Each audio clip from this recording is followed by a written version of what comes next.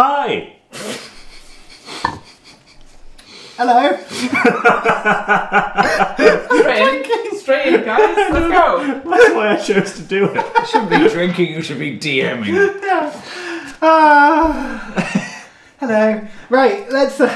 You can't use that. You've got to use the other hello now. I know. Hello! I know. It'll all be put in. Everybody will see what we live with.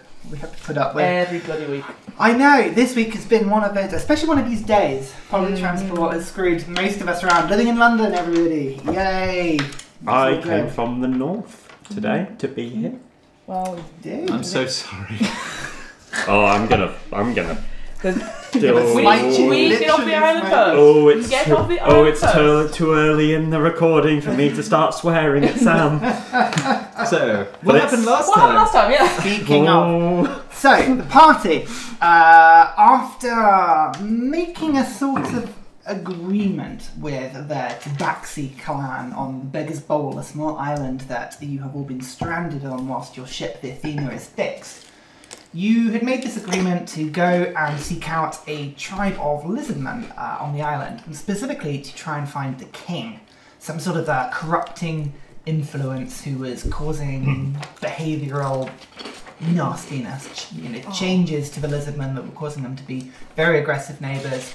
The Tabaxi were not happy about it. So your mission was to go in and out, kill the king, come back out, and essentially the Tabaxi would agree to help you in your quest of finding goods to repair the Athena with and to sort of generally come back after that point. So you made your way into the swamp. You had dealt with an outlying lizard man party with a wizard. You'd made your way past an outer encampment with a bonfire and a sort of shamanic lizard man sort of trying to use natural magics and just got chopped down. You're doing very well so far. The fool. Exactly. You came up against the perimeter wall, which you managed to take out the guard pretty stealthily, actually. Pretty good. Spend half an hour trying to decide how we're going to get over it. Yep, but you did. You got over it.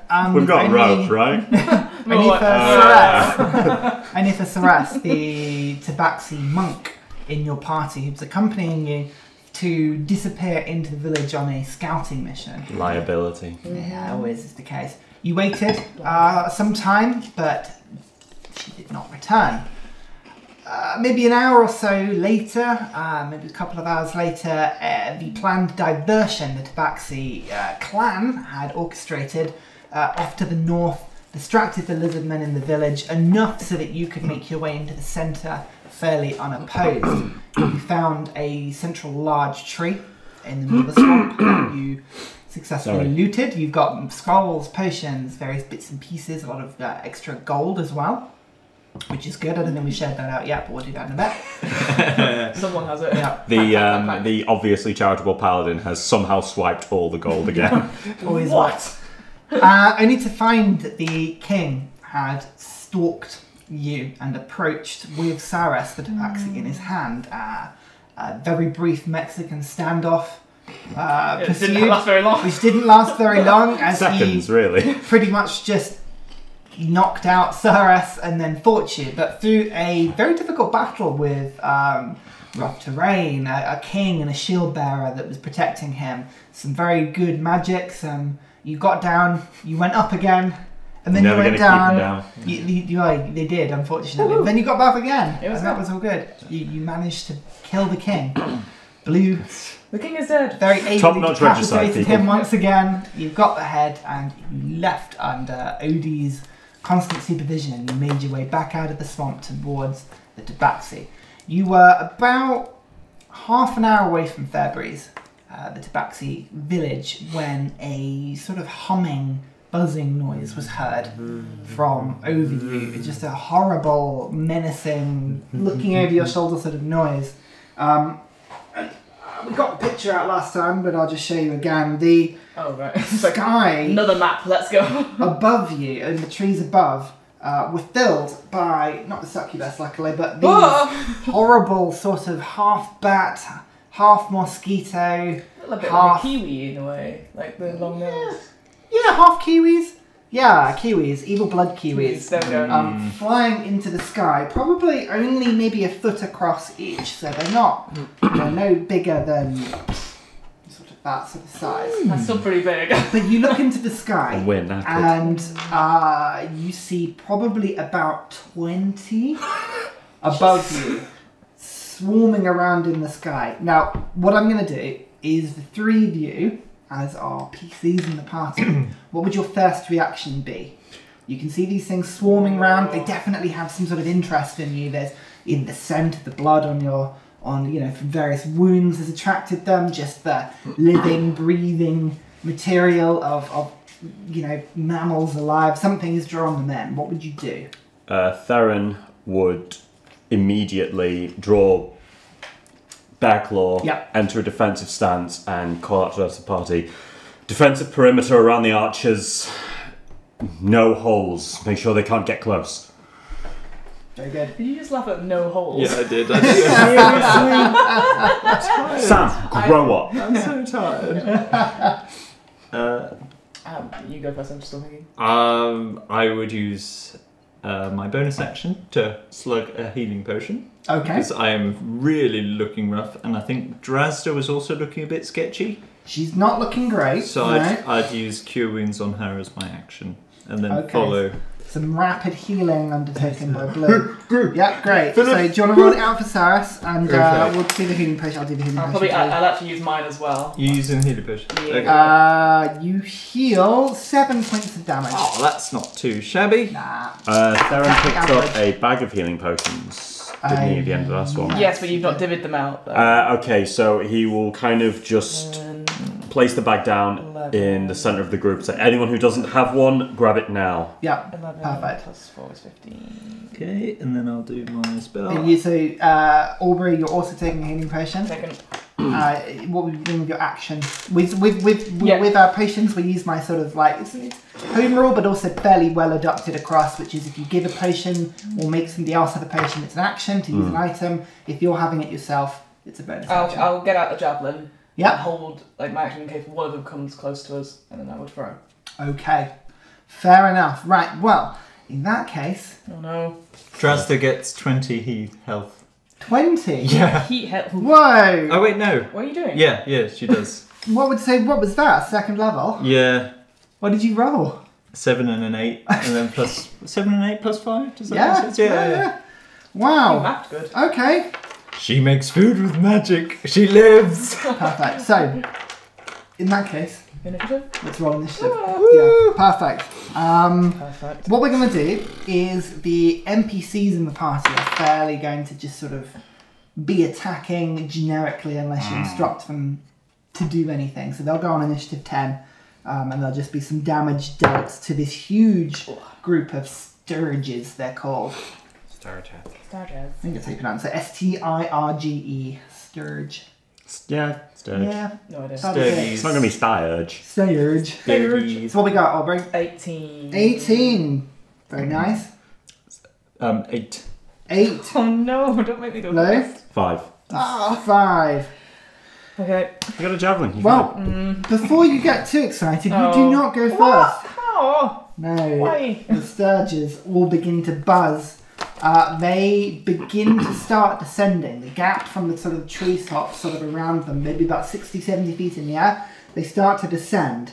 And they're now sort of about 30 feet. They're sort of buzzing around, making themselves noise. They haven't closed the gap. They're still 30 feet in the air at this point. But they haven't approached you just yet. So, we'll go to Aubrey first. What are you doing? Sorry, I'm just checking reckless attack. Reckless attack? Is me melee weapons. Attack, yeah, that's fine. I'll throw a javelin. Throw a javelin. Right, so 30 feet, is it in range? Yeah. Yes, it is. Yeah. It is. Just. Yeah, go for it. Oh, that is not good. That is a 10 to hit. No, you throw it right through the middle of this swarm, but it just doesn't, it passes straight through and doesn't connect with anything. I'll get another one out ready for the next round and stay where I am. Yeah, perfect. We just sort of at some point will come down, but... Yeah. Who knows when that'll happen. Right. That's about to have its day ruined. Right, the party sort of stand there looking for instructions. Like, what do we do? What's going on? They will act on whatever the order was from last, which is Theren shouting, Okay. protect the archers. So what will happen is Saras and Drazda will sort of like hunch together. Sarah's protecting defensively. Drazda's sort of looking around, trying to spot a target. Odie and Vincent again will sort of close in and sort of huddle round the other two with their bows out. Actually, Odie will get her swords out, Vincent with the short bow, but they're just sort of holding fire for now. Cool. Blue. They're a distance away from us. About 30 feet. The swarm above you. In which case, I will use vicious mockery. Oh my God. Okay. Yeah. And go. I'm imagining a book. You're in the book, and on the opposite page is a much cooler thing. Oh no! That's amazing. So meta. That's amazing. Okay. Right. That's a 7. Yay! Get that. Oh, nuts. Is that what? 1 point of damage. 1 point of damage. And that one's... Oh, they have 2 health. Oh. You don't even kill. Okay, yeah. kill There's them. a slight. You think you see one of them just sort of like drift off, and it's buzzing, sort of thing, as it maybe drops a little lower than the others and picks itself back into the swarm. Aggravated by this sort of the noise of the magic, they start swarming even faster. And the buzzing gets more aggressive. So your action. And that one now has disadvantage. I shall remember. One of the swarms. Yep, and I'll follow Theren's advice to kind of move in, shield the ranged dudes Okie dokie. with my body. Okay, I would like to check around to see how defensible our defensive circle is looking. Okay, may I have a perception check? Is this going to count as an action? No, this is No, it's a natural 1. a natural 1. You look good. No. Right? You're ready. They're coming from above. Sweet. As long as people stay low, it should be fine. Okay, then I am going to thrust the sword up to the air and shout "Loose!" at the same time as I fire an Eldritch Blast. Okay, make an attack. Go on. Do it. Come on. 13. 13 just misses. No, the blast again through the swarm doesn't connect with any of them. Maybe you clip the wing of one, but nothing sort of to that. Okie dokie. So, right. You didn't expect this, right? This is going so well. That'll be fine. I was like, maybe they'll do some sort of area of effect thing or something. do that, any like, of us- no, We don't have any No, slots. you've got... I'm waiting on Drasta. Yeah, that's fine. waiting on you. Yeah, just out. Who has no slots left? She's burnt out. Everyone's exhausted She's from burnt the out. fight. Yeah. She's We'll such be a fine. Fiona. Hey! So the Sturge's buzzing I don't know what comes you mean. and they all descend and start buzzing around now attacking anybody that they can bite. Now, in terms of injuries, Blue and Saras and Drazda, Well, they Drasta. were all the ones that you all went down in the last fight, I think. Yes. Nobody else has gone down No. to 0 health No. in the last fight. So, for whatever reason, the attraction of these creatures is more concentrated on the 3 of you. Perhaps it's the smell, who knows, of the blood that's sort of soaked into your clothing. Who knows? At this point, you all reek, so there's going to be an attack on most people. Okay. So, we'll do Blue first, because I'm fair. There'll be 4 of them will come to you. Cool. Yeah. What's my cool. Oh, yeah, these guys are. Right. Here we go. So, right, so 24, That hits. 18, That hits. 14. That is my armor class, so that hits. So that hits. Oh, Right, so no. misses. So 3 of them descend and they pincers sort of like sort of mosquito-like bridged funnel mouth punches into you and they latch onto you at this point. They do not look like they're going to go anywhere. So Oh,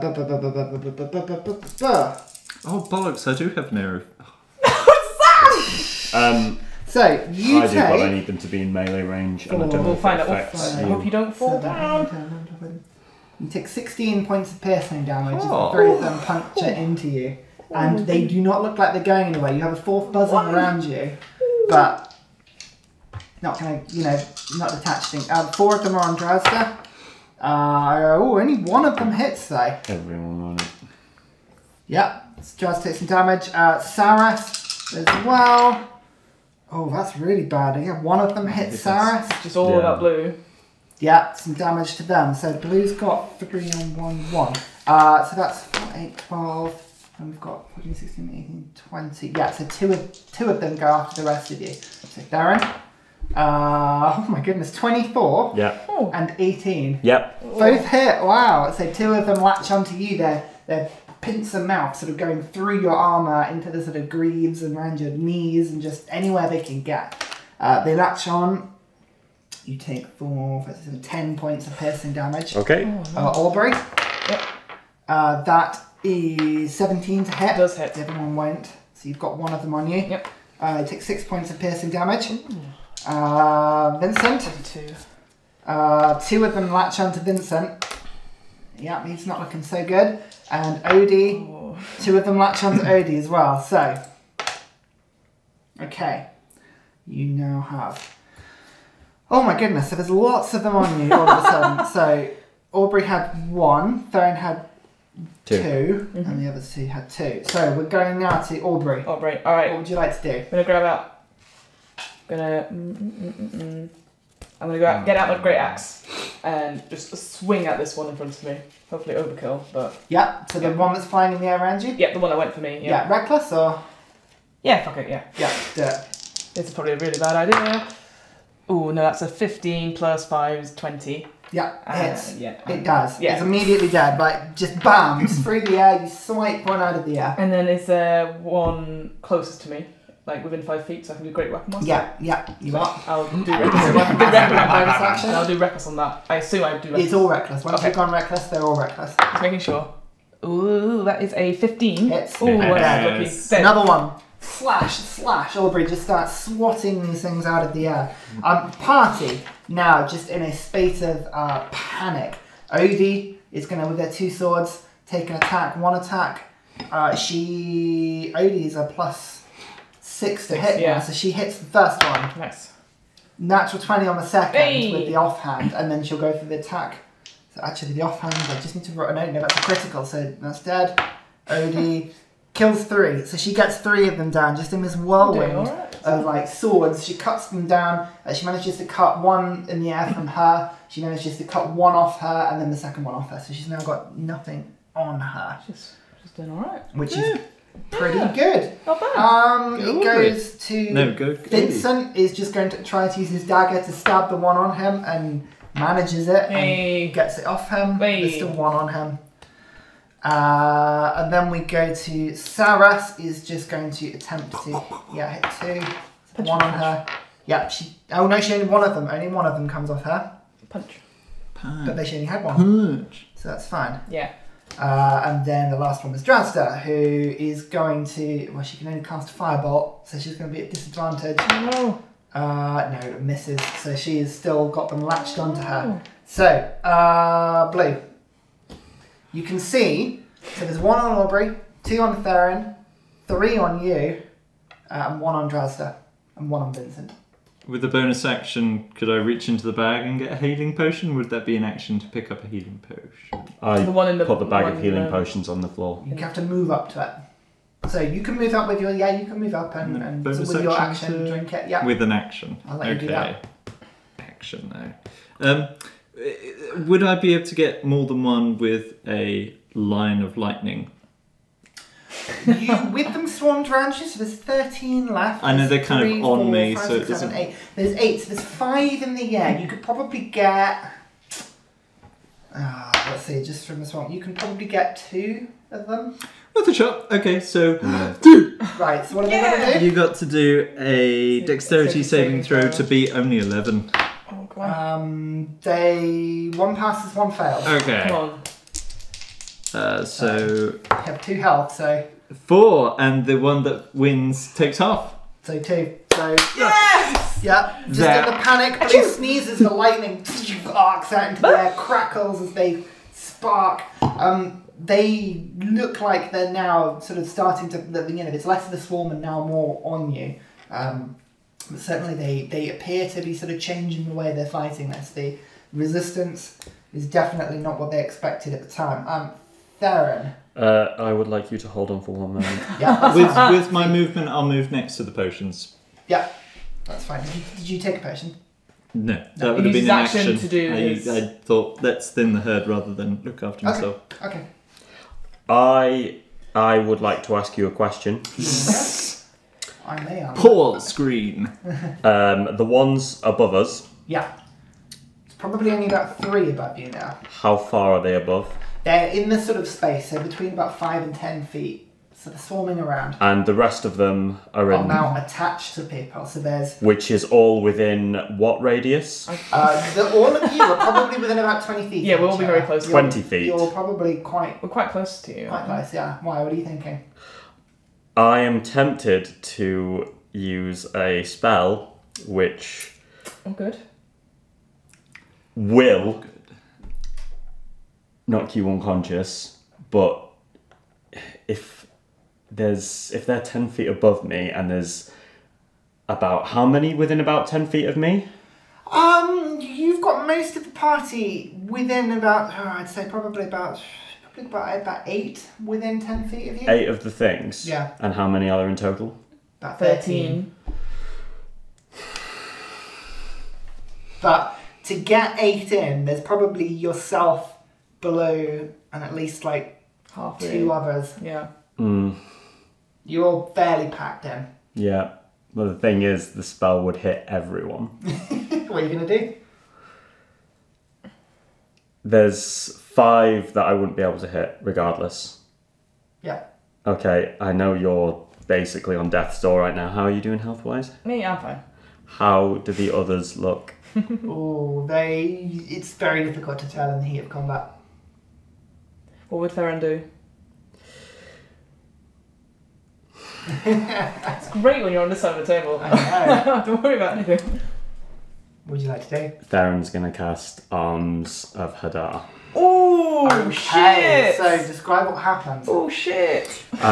He is surrounded by these things pecking at him. He sees everyone else surrounded by these things pecking at him, and that we are outnumbered, and that in basically 12 seconds our wounds have gone from bad to really, really, really bad. And he's not even going to really think about what he's doing. He's just going to want to do what he can to stop the situation, and it's going to happen naturally without him planning it. Yeah, okay. Nice way of just That's what the character does. Yeah, That's what the character does. The player is... So what do they have to do then? Do they have to make a saving throw, or do you have to roll damage? Or... Everyone has to make a strength saving throw. Strength saving Is it throw? half damage if... Half damage if you don't. You'll be down. I'm not going to be bothered. Okay, you can get 8 of them. One of them gets a 16. Ooh, one of them gets a 15, and I don't think any of the others will pass. What should he say? For spells, Yeah.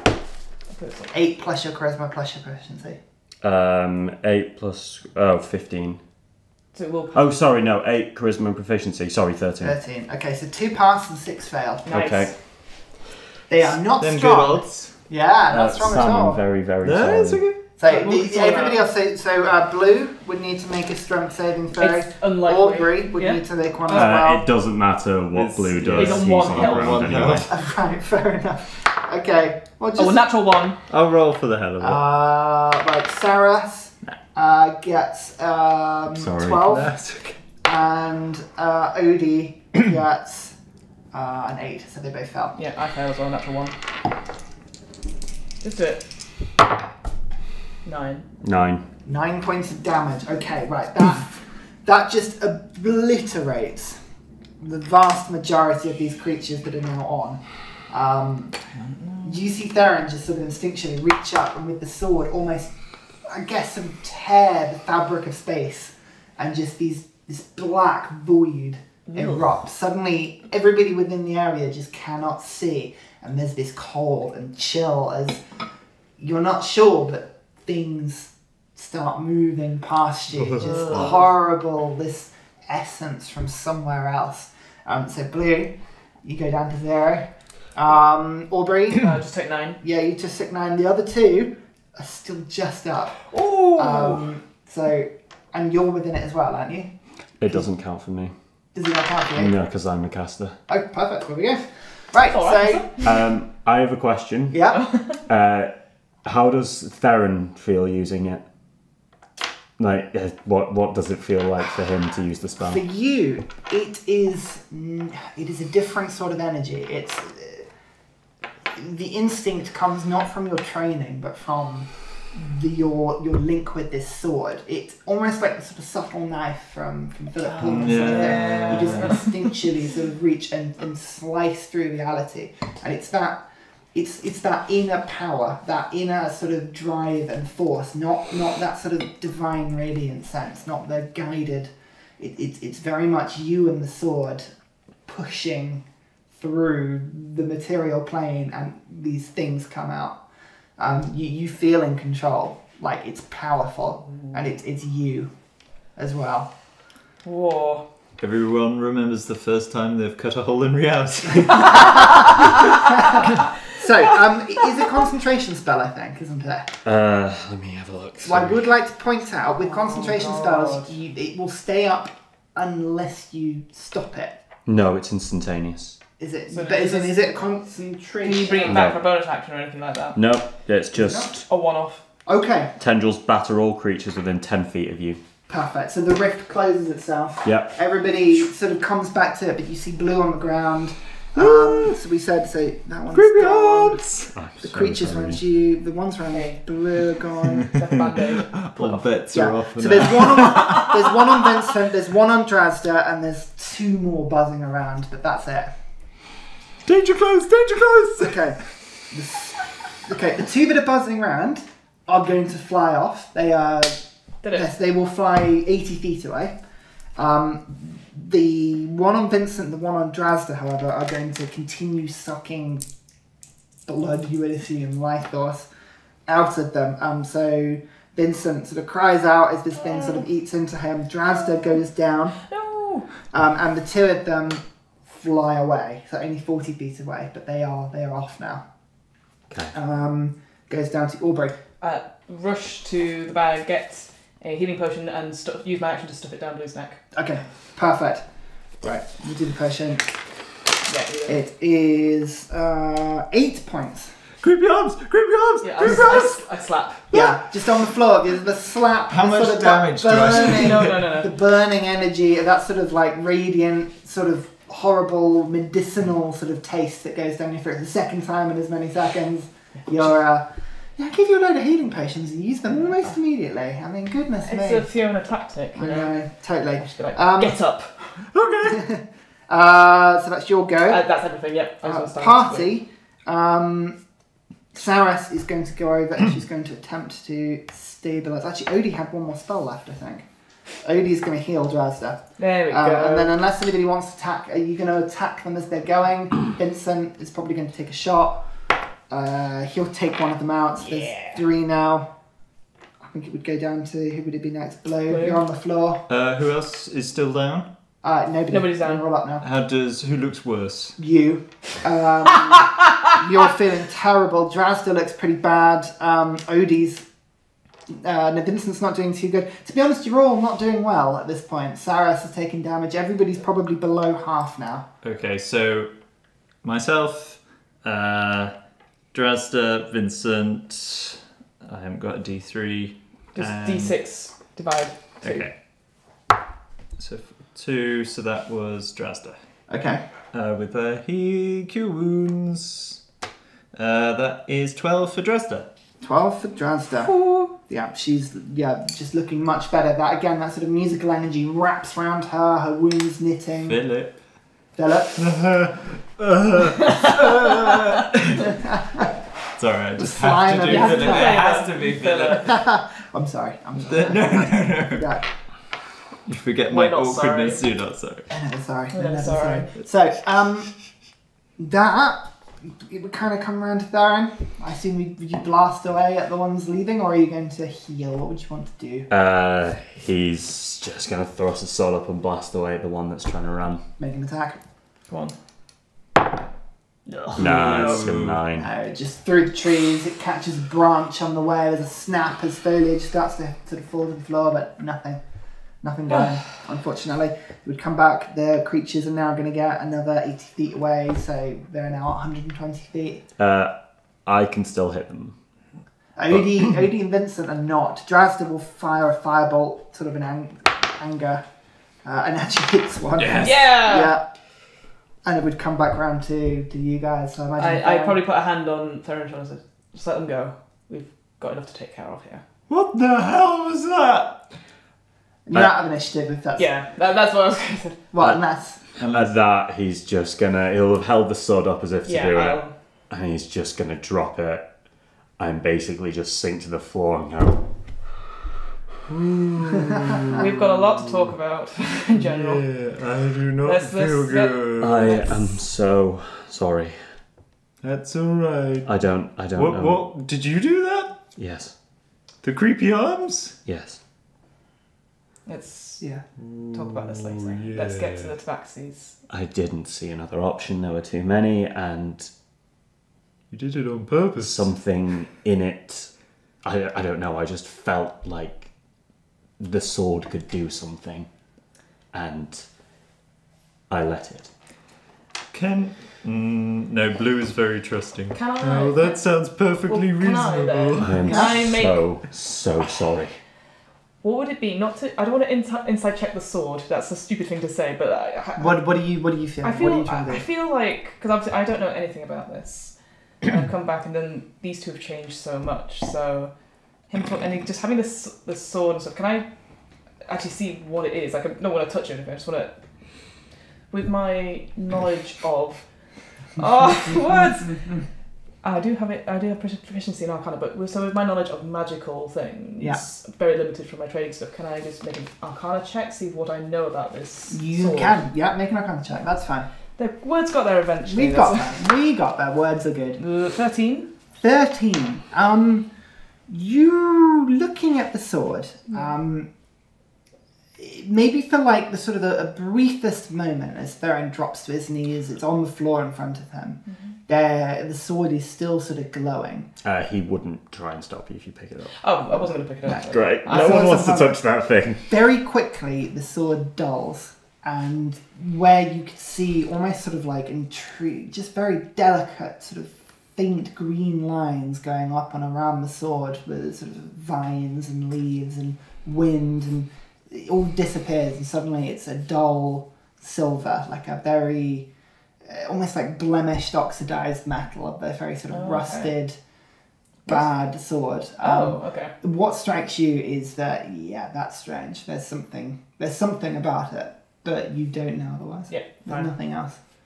Alright. Well, actually, then I will pick it up and hand it back to Theren. Yeah. As you pick it up, it's really heavy. It's really clumsy. Really heavy? Yeah, it's Oh. very even so. You with my With your, strength. it's probably not at a similar weight to the axe that you've got, your great axe. It's too heavy. The weighting is terrible. The blade is far too heavy for the handle. There's no balance to it. It would be almost like swinging a hammer. Interesting. But yeah, I will hand back and let's get moving. Thank you. Yeah. It goes back in the sheath. I guess if Odie's willing to take us the rest of the way. Before we move on, I want to go to, is it Drazda who fell? Yeah. I want to sort of approach and say, and the same goes for you, I'm sorry. She sort of like, how did you do that? To be perfectly honest with you, I don't know. She sort of, thanks. Sort of nods. If your people have some sort of punishment from me, I would ask that it go on my shoulders. My allies had nothing to do with that decision. He sort of thinks about it. It's okay. And Sarah sort of comes home and sort of puts her arm around her sister. She sort of looks you up, and Saris is much more confident. She stands probably about sort of 5'7", 5'8", that loose sort of leather cloth sort of clothing. It's a very sort of natural look Tabaxi wearing, but she kind of comes over to you, stands tall, eyes you up. I don't make eye contact with her. No. And leads Jazra away. I go back to my old place in the marching order and stay there. Yeah. Drama. Okay. So, the party, Odie will make some more survival checks, which, fine. Let's go. And you make your way back to Fairbreeze. So, the party, you make your way in. You actually, for the first time, enter, not with your heads held high, but certainly there's none of the suspicion. Not all of us. No, well, but none of the suspicion or the secrecy that you would be approaching Fairbreeze with before. As you enter and the trees get taller, the ground is firmer. You can see those familiar tree houses, the claw marks in the trunks of Tabaxi that have worn through the years. You can see just, again, those swinging rope bridges from tree to tree, 80, 100, 120 feet in the air. You draw a crowd very quickly. Probably 15, 20 Tabaxi make their way out and just start bombarding with questions. They start taking the lizard heads from you and looking at them. They start celebrating. Is it like that scene in Star Wars with the Ewoks? C3CPO, yeah. And there's a sort of general commotion and sort of it's a celebration almost. Yeah, exactly. Very Star Wars-esque. About 10... Just one mopey half-elf. 10-15 minutes later, there is about 8 to 10 Tabaxi make their way into the village from the other side. And you can see Riza, the elder, amongst them coming back. A few of them bearing wounds. You can see one is being carried with a sort of very vicious, it's still awake, but a bad wound on her side. As they sort of bring Riza sort of immediately comes up to you. Well, what happened? It's done. She sort of looks. Do you have proof? Aubrey? Huge head. Yeah, and it looks evil. Just it's bigger, and it's the scales almost a sort of dark green to black. That sort of sort of almost a chromatic sort of look to it, like as the scales catch the light, they move between different greens and blacks. So the eye is just a slit, still open and deaf. Monstrous, basically. Yeah, it's not deformed, but certainly it's like a sort of like Bane version of a human. Do you know what I mean? Oh, just nice. A big Bane creature. Yeah, exactly. Okay. She takes the head and just laughs to herself. In the swamp. How many other lizards did they kill? Quite a few. So, I think, is it about... am I right? 13, 14 was total... Double figures, haven't we? There was 5 at the first thing, then there was 4 at the signal fire. 1 on the parapet. So that's 10, and there was 4 more and the king. 4 was including the king. Okay, yeah, right. So 15. Okay. No, 13 and the king. Oh. Okay, Theren just goes, the king, 13 others. That's our total for how many weeks? 13? She sort of thinks, her eyes wide. That many died? Unavoidable, unfortunately. She sort of thinks, well, that's, certainly more than we expected. But we left the settlement completely untouched. Well, perhaps. My original hope was that with the king gone, the lizard folk would change their ways and become allies of us again. This may take a little more time and diplomacy. There was no other choice. No, it sounds like it. Tell me, did you find the necklace? You picked it up. I didn't pick it up. I picked up the trident. It was probably you. I only picked up the trident. Well, does anyone have it written on their sheet? I have religious symbol in brackets evil and trident brackets feels like evil. Yeah. So. Yeah. Feels like evil. Feels like no, I think the one Tabaxi picked it up. Yeah. Yes. It was, yes. Oh, you're testing us! Yeah, Sarah. You! Fuck you, man. Sarah sort of comes in, sort of greets her. They hug. Drazda's pulled into this hug, and yes, from her robes, she brings out this sort of amulet. We're all there passing ourselves down. Riza just sort of hugs onto it, puts it around her neck, and there's a moment of peace where she sort of like closes her eyes and sort of holds it to her. Thank you. This means more to me than you realise. It's very kind. Please, you must stay. You must rest. We will keep you safe here. This demands a feast of celebration, even if the results are slightly more catastrophic than we intended. A victory nonetheless. Please, and then she sort of starts basically barking orders. The Tabaxi very quickly enter a continued and exaggerated party mode. The celebrations of your arrival are amplified as you can see meats and various sort of mushrooms, several vegetables are brought down from the trees, several kills, you can see a few rabbits, a deer is brought down, fires are sort of put together and lit.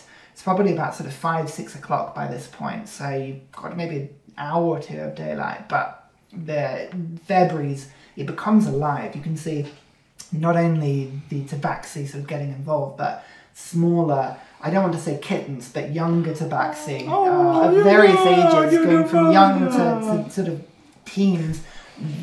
They start to look down from the rope bridges. You see just faces swinging in the breeze, sort of looking over the rope bridges. You can see faces from inside the huts.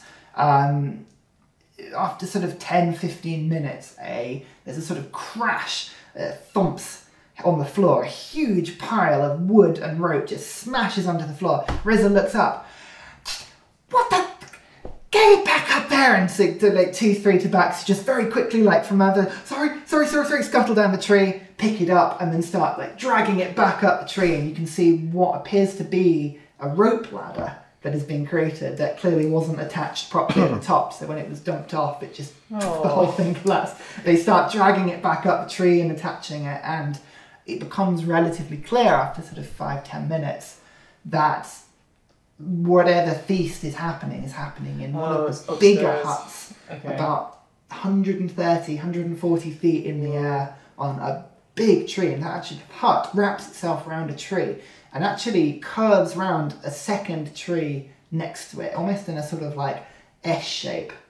As it sort of curves round, there are footbridges that lead to many other huts, but you are sort of, quick, everybody, please, you are honoured guests, you stay for the evening, eat for the evening, we will talk, we can drink, we can make alliances, we can discuss the help you, please, you honoured guests, and you're very much sort of coerced up the Tabaxi, sort of 7-8 of them start swarming you. The cat pressure. Yeah, you can see Odie and Vincent are just loving, oh goodness me, fantastic. Yes, they do. Suddenly they've got drinks in their hands, they're sort of led up. Vincent already just like, I tell you, the lizard folk, they were dreadful, oh, we did this. And Odie got one straight in the face, and the Tabaxi are just raptured by this story. You can see Dravster and very, after with your passive perceptions, after about 5 minutes, she's gone. She's slumped off somewhere. Saras sort of in deep conversation with her mother as Riza barks out orders. What would you like to do? I want to approach the Queen and make sure this alliance is going ahead. Since it's the third day now, isn't it? I was going to say, what's our timing? It's the third day. We've got to be going by sunset tomorrow. Is it sunset tomorrow? Yeah. Yep. Okay. That's the absolute latest, or we're stranded. At this point, I'm like, oh no! I'm not going to say, have you been keeping track of days? Yeah. No. I'm reasonably sure it's the third day. Right, yeah. I don't know. I've played 2 different characters over. Aubrey's sense is just. I'm just like, it's still day 1, right? Yeah. Fiona, give me all the NPCs. Jeez. I want to approach the Queen. Okay, yeah, she's sort of, as you approach, are you approaching by yourself, trying to sort of catch her alone, or are you with the group? Or? It depends what the group's doing. I'm doing something else. Okay. I'm doing something else. Theren's business is... So you will go up, and actually, Saras sort of... Yeah. She sort of gives you a look, skulks off as you sort of approach Riza, but Riza, just her face again lights up. As you approach, she sort of just like pulls you into a sort of a hug. Oh, big furry hug. And like pats you on the back of the head. And This has happened less than 5 times in my life. Theren, I heard stories from the other Tabaxi that of your leadership, your bravery in this matter. I thank you. I don't think we could have done it without you. You have no reason to thank me. Oh, I would say 15 reasons I could think of. Still, 72! Please, we will talk about, provisions. And you said you had a ship offshore. Yes, now supplies must get to them as soon as possible. We cannot afford to delay. She sort of thinks about it. What sort of goods and what do they need? We still have the wagon that you left here earlier. We were thinking very much of to stop a couple of people from dismembering it, but we still My have... queen, do you perhaps mean dismantling? Dismembering means to sever limbs. No, in cat speak, it is dismembering. Oh yes, totally different language. It's a dialect thing. Yeah, totally. Don't correct the DM, don't correct the DM, don't correct the DM. Next morning, Odeon gets it dismembered. I'm afraid some of the younger ones were making off with some of the more interesting ingredients that have been put in, but I think we've just about managed to keep everything on it. Thank you. Now I've noticed that you have all this, the word has totally left David's mind right now. The sheets that we need. Canvas. Thank you. Aubrey says. Canvas! Ta. I've noticed you have all this canvas that you use quite aptly. Now we need that for sales. Also any carpentry tools, any repair equipment that you have, and food. It's of the importance. Do you have any tar? Tar? No, we don't have It was tar. a long shot, never mind. Here's a list. Sails, rope, canvas. And we'll gather what we can. We're very lucky to have. Get to our ship as soon as possible. I'm afraid we'll take some time to gather what we've got. We might have to dismantle a few bits and pieces. We make it all the time, but you'll understand we don't particularly keep a deposit of these goods. It's simply what we make and have to replace. But I only ask that we can. Orders. I only ask that we can be ready to leave by sunrise tomorrow. That is doable. Yeah. Yes. So we can do rope. We can do sails. Food. I shall send some of our hunters out in the early hours and see what they can bring back. Again, stockpiles are not our. We have 50 or so mouths to feed in this village. You'll understand food doesn't hang around for long. I understand.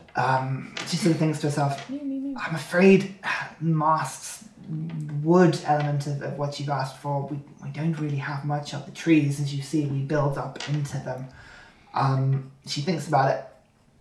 I don't suppose when you were towards the nook where the lizard folk were, I assume none of the wooden palisades. Could you use those?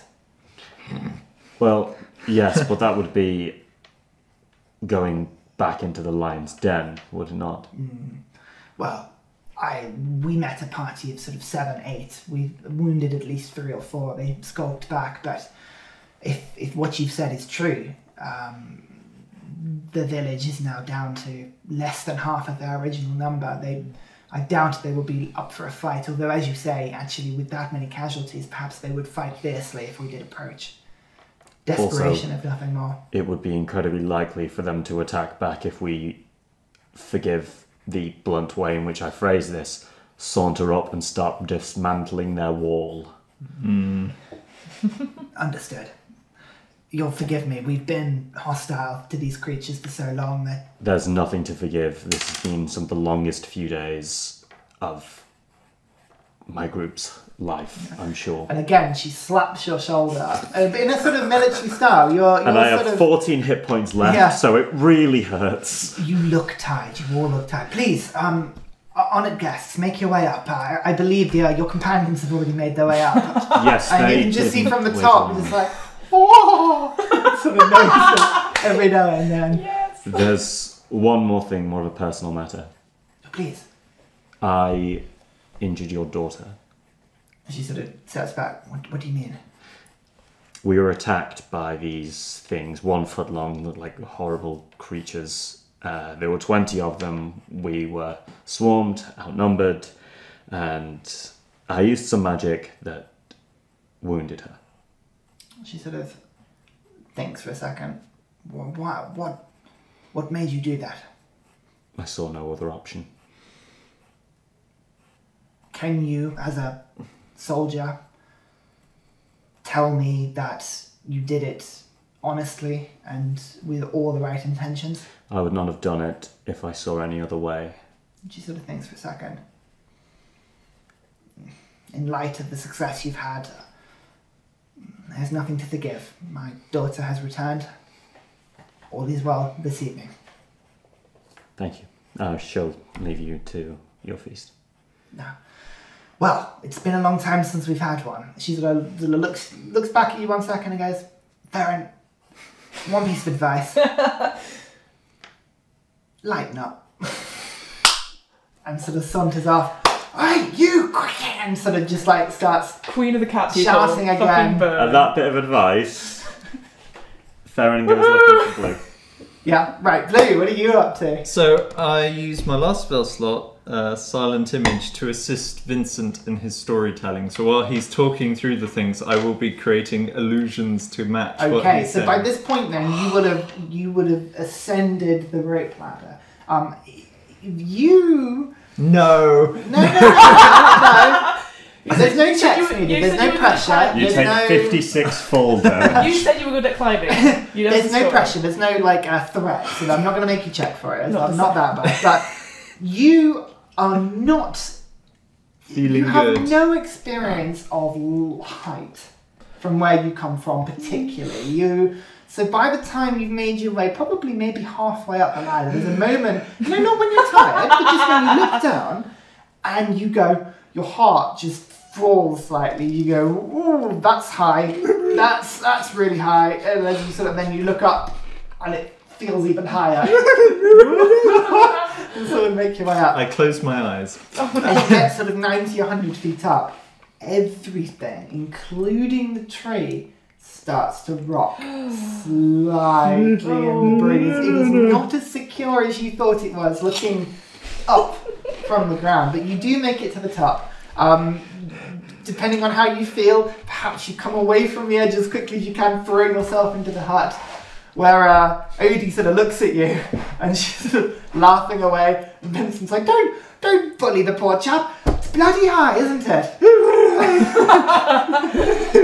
Anyway, so this lizard man right over the top of me. And actually, give me maybe with advantage, because you'll be able to telling the story. Make a performance check. Yeah, come on, Sam.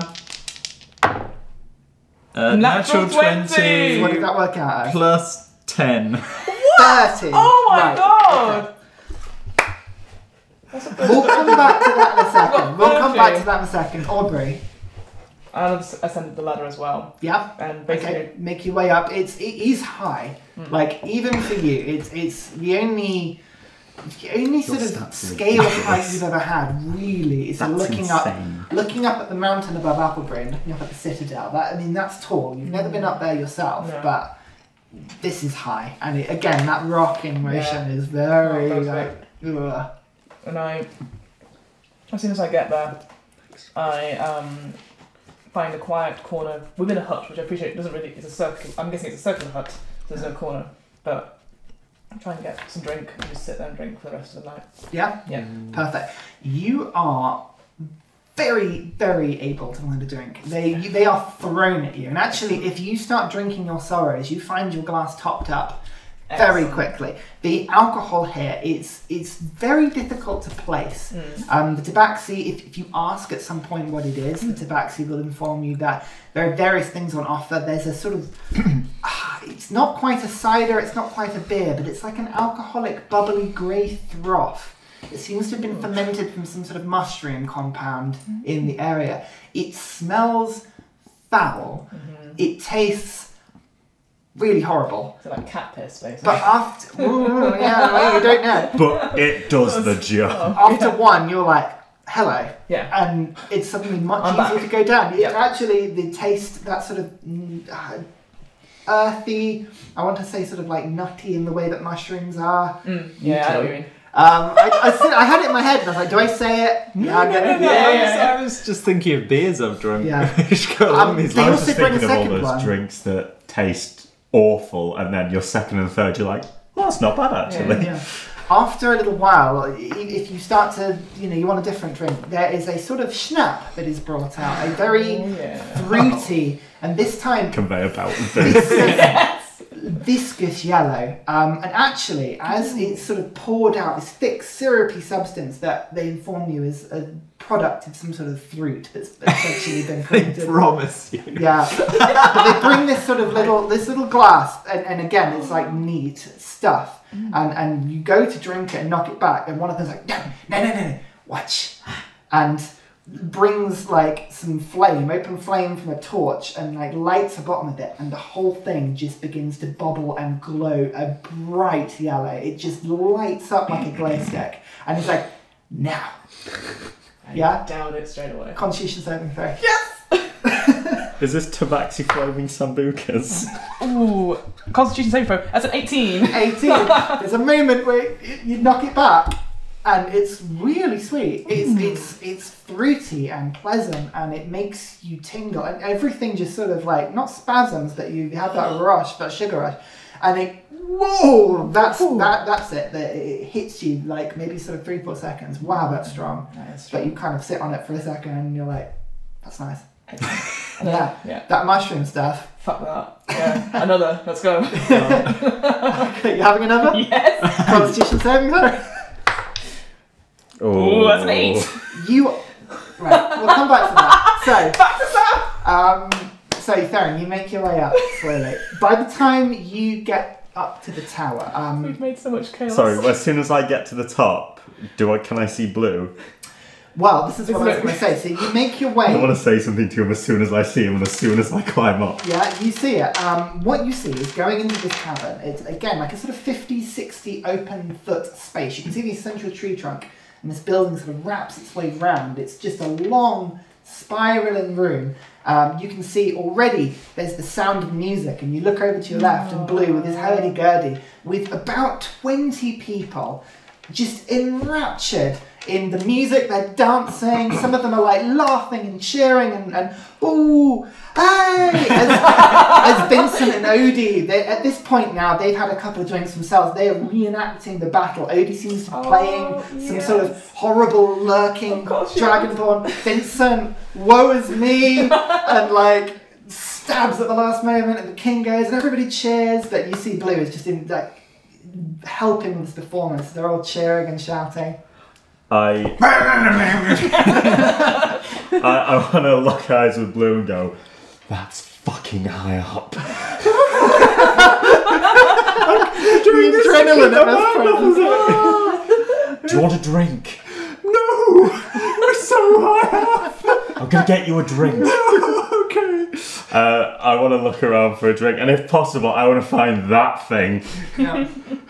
Yeah. You very quickly, over the course of the next sort of half an hour, the evening, again, Blue, you kind of just get swept up in it. Over the course of the evening, unless you want to do anything particularly, you are the centre of attention. Between the stories with Odie and Vincent, you tell your own stories of Melis and of your sort of things that you've seen. You tell some of your wild tales of things you've heard of Xerieos. You play music that goes with it, and actually the two of you very quickly pick up that Blue is incredibly charismatic. The people just on his every word at this point.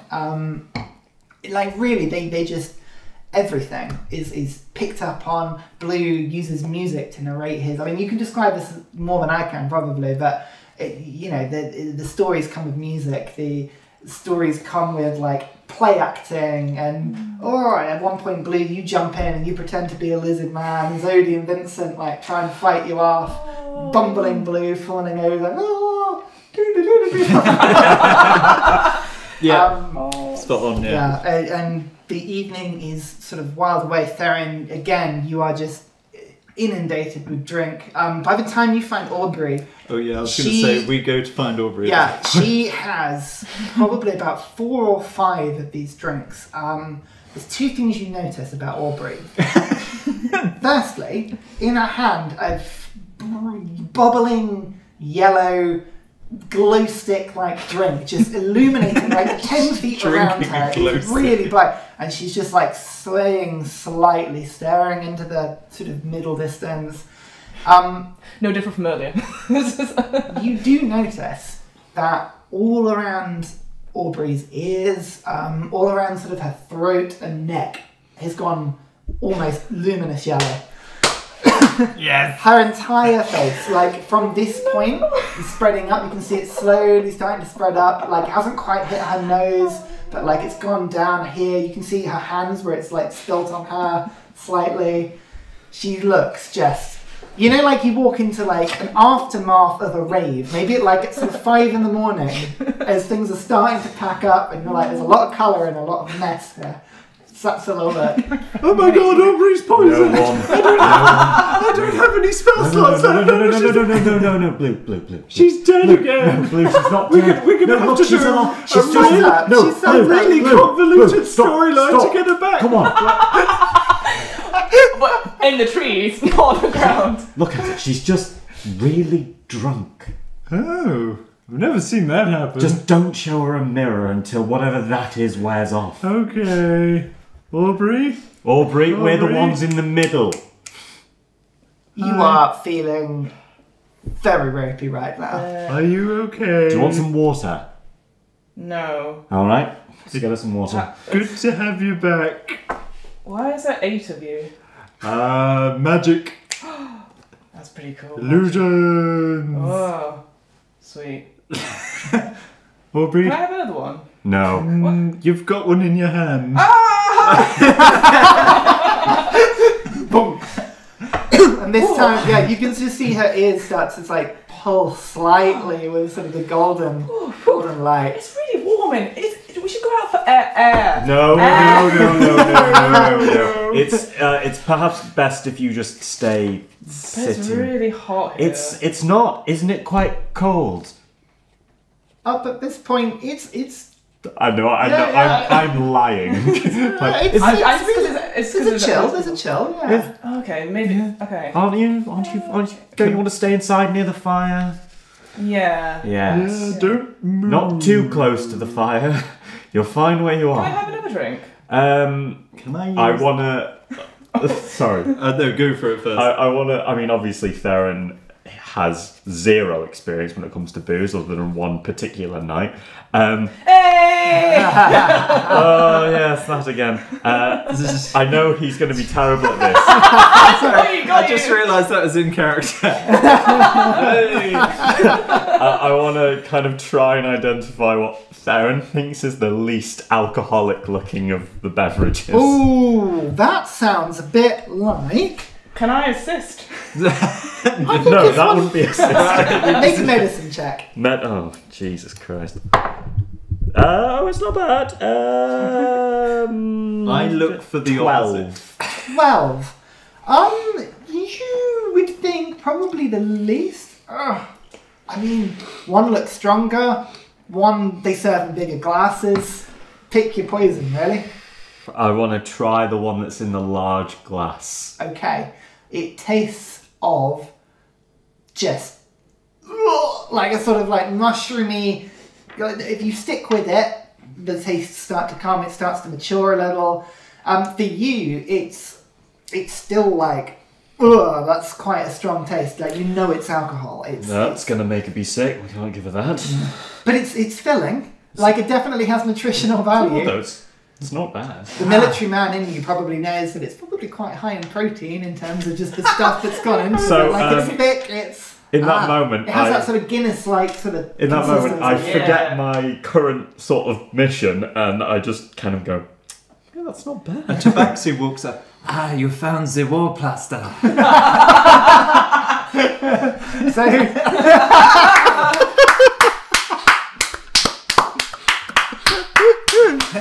Hey, you did it, Sam! You did it! As night draws in, Totally worth it. Torches have been placed around the wood, but you can see where the torch sort of braces are inside this hut.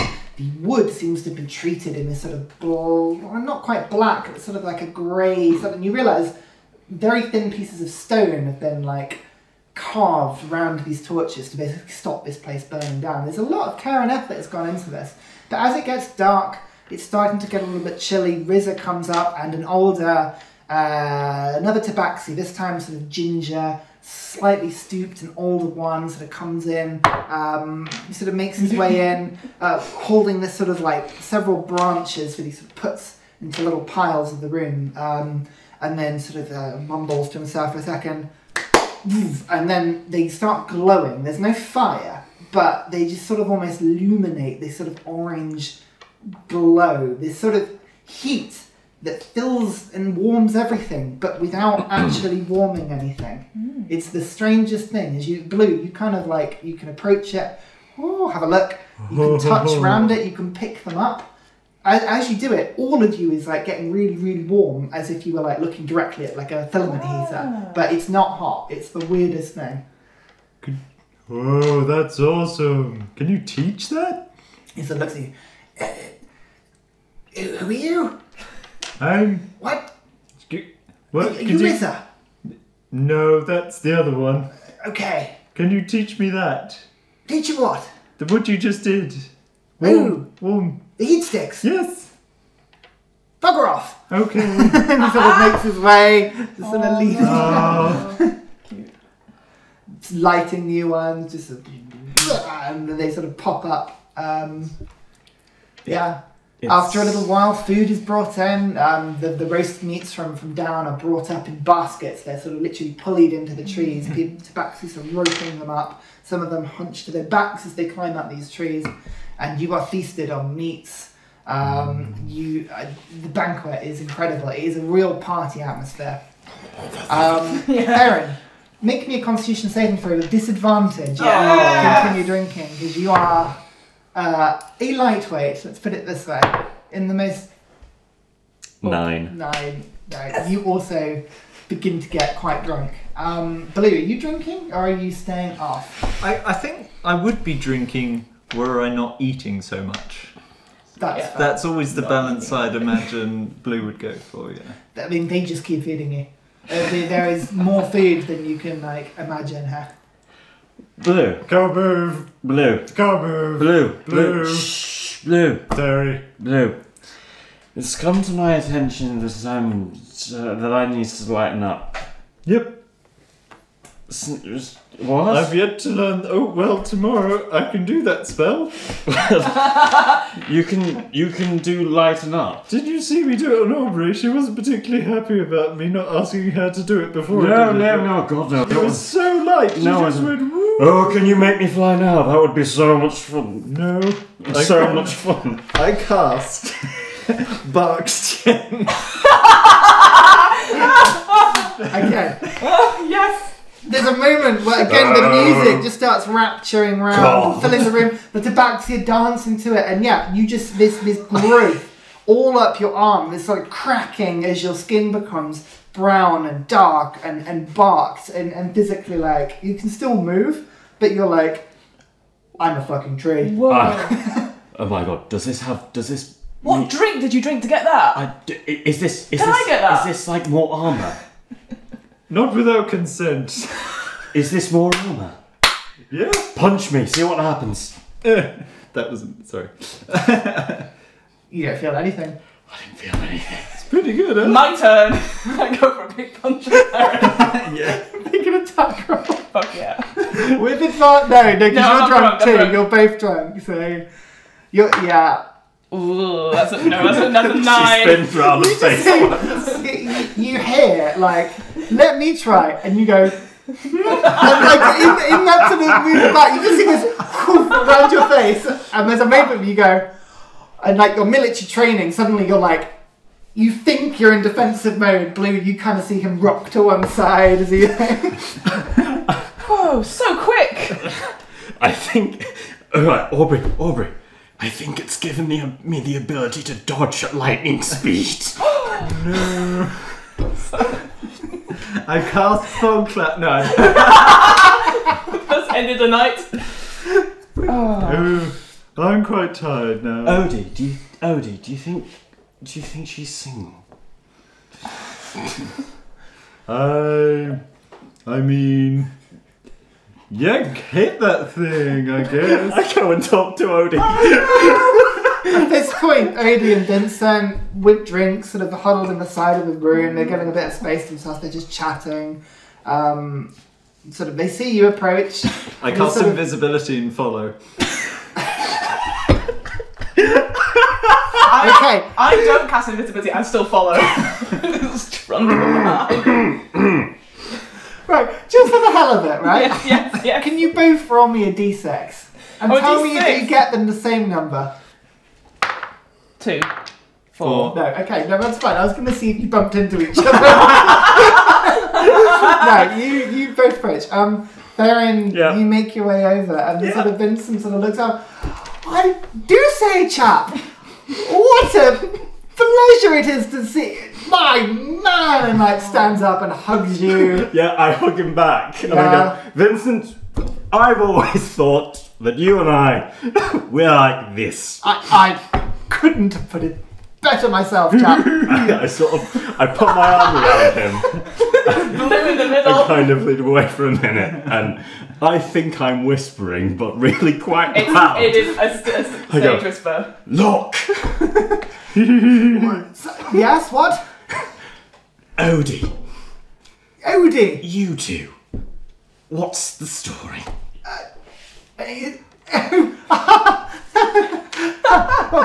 Why? Do you think? Are you and her? Well, no. Is she? You know. But why? Do you think she's interested? Yeah, you're a good looking What the? He gets out. He takes off his cap, complete with feathers, and just starts wafting it in front of him. Demons! Vincent, you're There's hearing. someone here. No, it was in your head. It's blue. You're At hearing. this point, Odie wanders over. It's like, what's happening? We're not Goodness talking me. about you. They're totally talking. She looks at you. They're talking about me, aren't they? They are. I was just asking Vincent here if you and he. She sort of like looks at you. She wanders over to Vincent. Oh, you see, so bloody lucky, and smacks him around the back of the head. He's a little bug at me.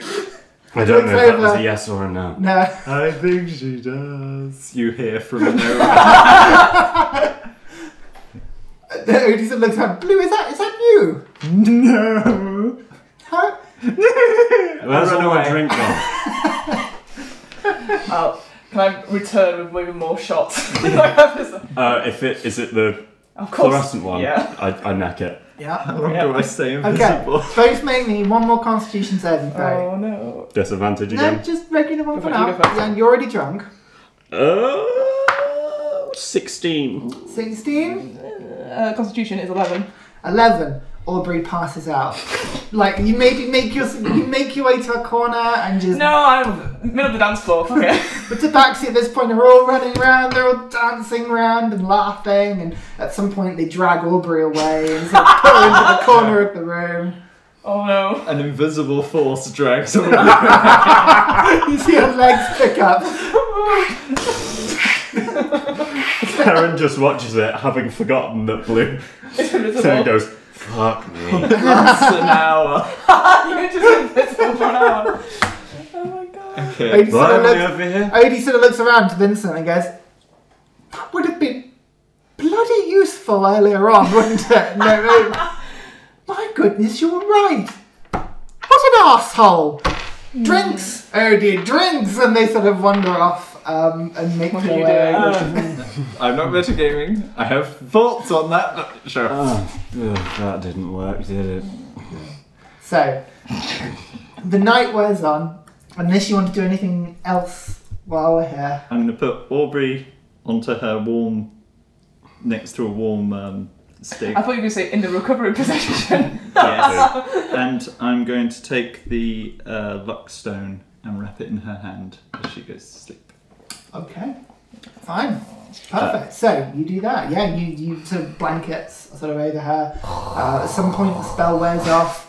Actually, you realise that Theren at this point has a couple of tabaxi laughing and grinning around him, and sort of leading him to the other side of that. Theren's sort of very drunkenly stumbling after them as they go, this way. Your bed for the evening. Yes, come this way. It's Odie there. What's going on? Then you find yourself suddenly on a balcony and looking down, and you can't even see the ground. God. And they sort of like barely sniggering, holding themselves back. It's back going, there we go, over there.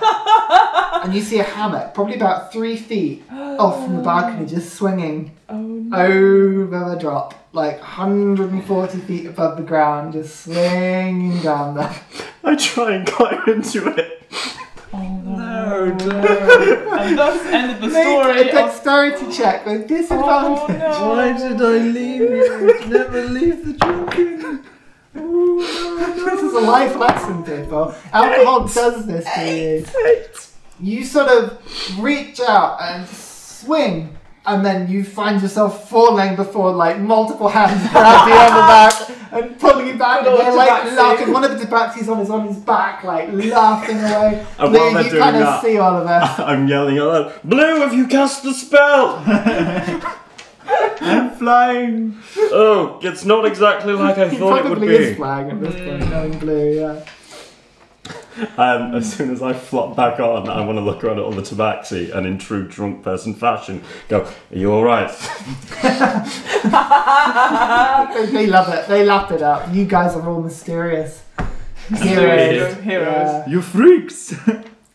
And over the course of the evening winds down, or maybe the early morning, at this point you're not quite sure, and you are led to bed. That's probably wise.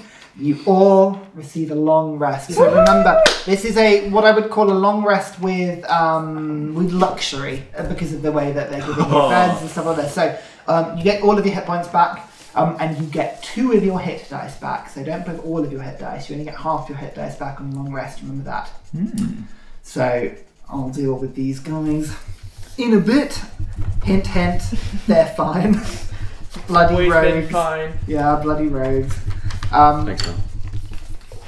Morning sort of brings itself up. Actually, Sorry, all spell slots too, yeah? all your spell slots, yep, as well. They're all back. Level 5. What, a drunken Not rampage? quite yet, no. So know. far, you've killed a few lizards and you've got drunk. Back +2 now, right? You wish. Does I really anything do. happen with my strength and constitution, or is that still up? Yes. So with the long rest, you wake up. You're still not quite there, but you feel better than you did before. So the -2 penalty will now go to -1. Cool. So you get, I think you got to 17 and 15. It doesn't actually change anything. No, it's but yeah. That's good. Cool. you Good get to know. one of your points back on each. As the long rest, you begin to recover slowly but surely. The morning comes round. Actually, even with the head as heavy as lead, you wake up first, Theren, with your military sort of training. The dawn light comes in. You can't help but get up. It's just in your nature. Given the last time I got drunk, what happened, I want to wake up and go, Perith? No, okay, never mind. Still nothing.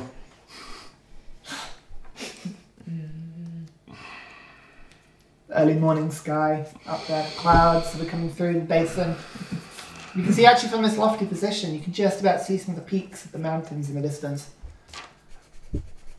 Okay, I drag myself up and I try and find some sort of water. Yeah, easy enough to do. You find water, you recover. I drink about 1 litre of it. You have to pee very quickly. Okay, I'm gonna try and find my allies. Yeah, perfect. Aubrey, you wake up in a fairly comfy heap on the floor. So you gave the luckstone to her. So I'm assuming you don't have to align to it, or what do they call it? Sorry, when you attune to it. That's the word. You don't have to attune, but you're very welcome to on the long rest. I wake up. Right. obviously I have The a very stone- sort of memory of the night Stone before. again, it's that sort of like soft gleaming metal. It's a very shiny, very almost it should be malleable. It feels malleable, although it isn't, and it's warm. It's comforting in a sort of odd way. You're not sure why, but it's reassuring to have on you. It's a nice thing to have on you. Would I know? This thing, obviously I know Sam had it, but would Aubrey know at all about it? I'm guessing no. Aubrey would not know Blue had it because Blue got it the night before you appeared That's again. what I wanted to know. So it tuned overnight. So unless Blue showed it to you, which you can tell me if you want. I assume not. I tuned to it the night you reappeared. Yeah. So that's fine. maybe not. I haven't mentioned it. No. Okay. But just to remind everybody, it's a luck stone effectively, so it gives +1 to all skills and saving throws. I'll put it in my very small backpack of the thing. Yeah, it's a good one, man. It's Yeah, a good roll, that. Yeah. Then we've all got a magic something.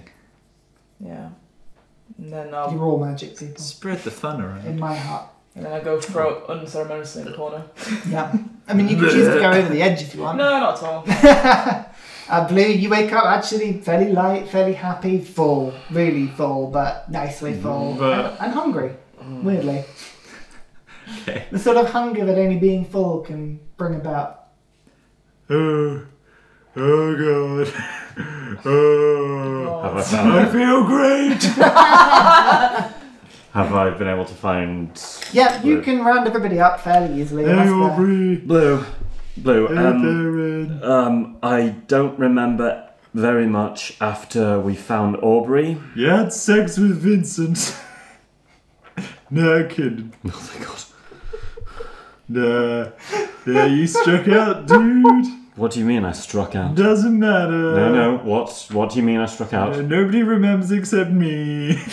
It's true. It's all good. Probably not true, but... A slow sinking feeling appears in Theren. And thus, he discovers alcohol. Aubrey, how you doing? Fine. You feel better. I feel better, Your head hurts, but No. Yeah. you do feel a little better. Can I see how these two are doing, just in general? If there's Yeah. anything that's ailing them, like a condition or anything. Make a medicine check. Blood poisoning. Medicine 21. 21. They are both hungover. Okay, Very so hungover. Actually, for 21 as well, Theren seems distracted. His mannerisms are slightly odd. Every time he sort of gets lost in thought, you can see his hand drift to his hilt. It's almost like a sort of subconscious thing. Aubrey, you can just see that she, when nobody's looking, or when she goes absent-mindedly, she's always testing like different muscles and different, like picking things up. She just seems to be like not quite comfortable with how she's working for whatever reason. Something's up, but who know, problems are people's own, but You're not a psychiatrist. gonna have to keep an eye on these two. Blue, please stop shouting. Okay. So what we'll do is we'll take a quick break there because I've just realised the time. Everybody wants Oh, a drink no. as well. So we'll take a break. Come back in a second. Welcome back to some D&D. Right. Oh my god, yes, I'm hangovers! She's gone. So you are all up and you are making your way down to the lower levels where there is commotion and just a sort of activity of a sort of small settlement below. You can see the embers of a fire that had burnt down from the night before, still the roasting platform that has been sort of put over this bonfire, now being taken apart. You can see actually the corpses of maybe 4 or 5 animals of various different sizes and shapes that are being examined, and you can hear that sort of soft sort of noise of knives being sort of dragged through flesh as these animals are being skinned and butchered. You can see the wagon that you brought has been sort of pulled into the centre of the village, is being stocked with various goods. There's probably 10 to 12 tabaxi, all with sort of backpacks. You can see crates have been put and filled in the wagon, but there's a general sort of sense of movement. You can see Ursa, who actually you don't remember being at the party last night, is now there and sort of organising and seems to have made good on her promise. As you're looking down, you hear a sort of, oh, goodness me, as Vincent just sort of like pokes his head up. He seems to have fallen asleep under some sort of chest of some kind. He's sort of, excellent. oh my. He's sort of holding his head. Odie sort of makes her way back from the other side of the room. Oh, good morning. How are you? Of course, she's fucking bright. I don't know why, but for some reason, I am incredibly embarrassed around Odie. So I just kind of... Morning. Oh, Theren, how are you? I go red. I'm fine. I'm a bit queasy. How are you? Yes, no, you do look it. Yeah. Oh, you'll be fine. Lots of water, dear chap. Yes, it's fine. It's an experience we all must have, you know. Chin chin. And makes her way down. Vincent, good chap. We probably should make a move pretty soon. And he sort of goes, oh, is it that time already? Oh my. Oh, fine. Sort of pops his hat and drags it down so you can hardly see. You guys, after you. You guys leaving? Odie sort of sounds like, oh yes. Yes, well, we spoke to Rizzo. I spoke to Rizzo a little earlier. She's got this assortment of tabaxi lot that are going to follow you down to the Athena. They're going to take all the cargo, all of the supplies that they can help them bring, and bring them straight there. But we have our own ship. It's moored to the north of the island, so me and Vincent are going to try and make our way there, find the ship, and tell me, you're moored on the south of the island. Are you fairly easy to spot? I assume so. The Athena's a big enough ship. Good, right, splendid. Well, we'll sail round. We'll come meet up with you. Yeah, we're kind of hidden behind a rock, I think. I seem to remember, but as Theren says, big ship. Behind a rock, big ship. Good, sir. That'll be fine. Would you like to split the treasure now? Now is a good time. I find where I presume I left the money. Ugh. Don't touch it. Oh. I'll play nice. The tabaxi, you were honoured guests. They're not going to steal from you. I hand... taking drugs on camera, don't worry about me. It's just ibuprofen. I got a headache because I'm It's lame. meow meow, get it right. It's meow meow, it's pure meow meow. Skooma. Everyone... Have you seen that Skyrim video of somebody taking like 20 skooma?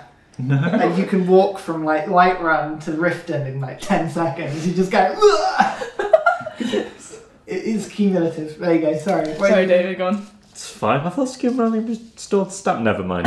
Right. Everyone gets 478 copper pieces. Wow. 78 copper. 478. Yep. Okay. Everyone gets... by everyone, I am including Odie and Vincent. Yep. Everyone gets 269 silver. 269? Goodness me, there's a lot. And... It's not that much, really. And 15 gold. 15 gold. Yeah. Splendid, it all adds up. And I hand them 2 gems, one each. Oh, gem. Is that one of the 10 GP ones? Yeah. So I'm down to 6 because I threw 2 at Tabaxi. Hey, it was needed at the time. It was very good play. Great, wonderful. They very thankful. Right. Well, we'll rendezvous with you. If for whatever happens, you need to leave or something goes wrong, meet us back at Yibrit. We'll be there, the Adventurers Guild. But we'll see you soon. Most tales to tell. Splendid. You and then like, you have got to be there. No, you. Splendid man. We will put such a performance on. This is actually a very good point to make. When we're back at the Adventurers Guild, you all must come.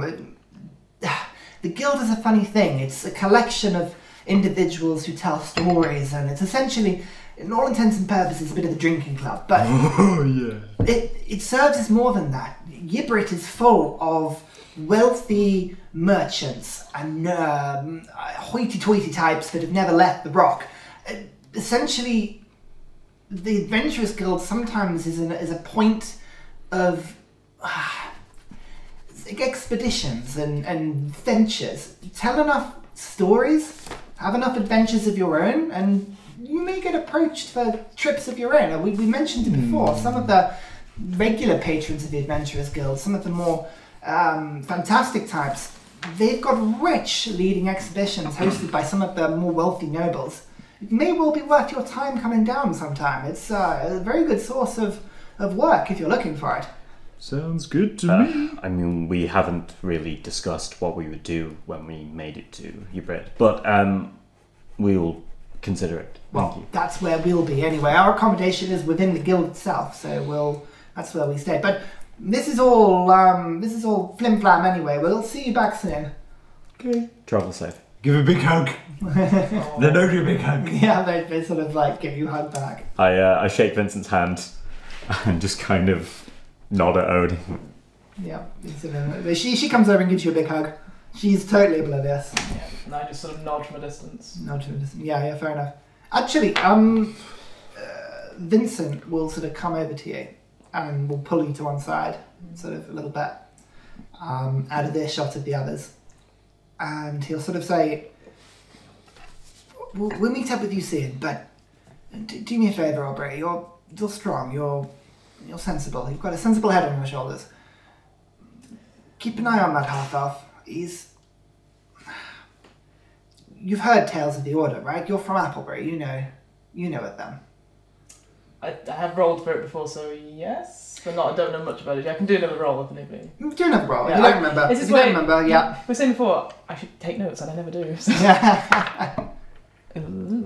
What's it? Just a history? Yeah. 9. You know that they are based from the Citadel. Yeah. And you know that it's a large organisation.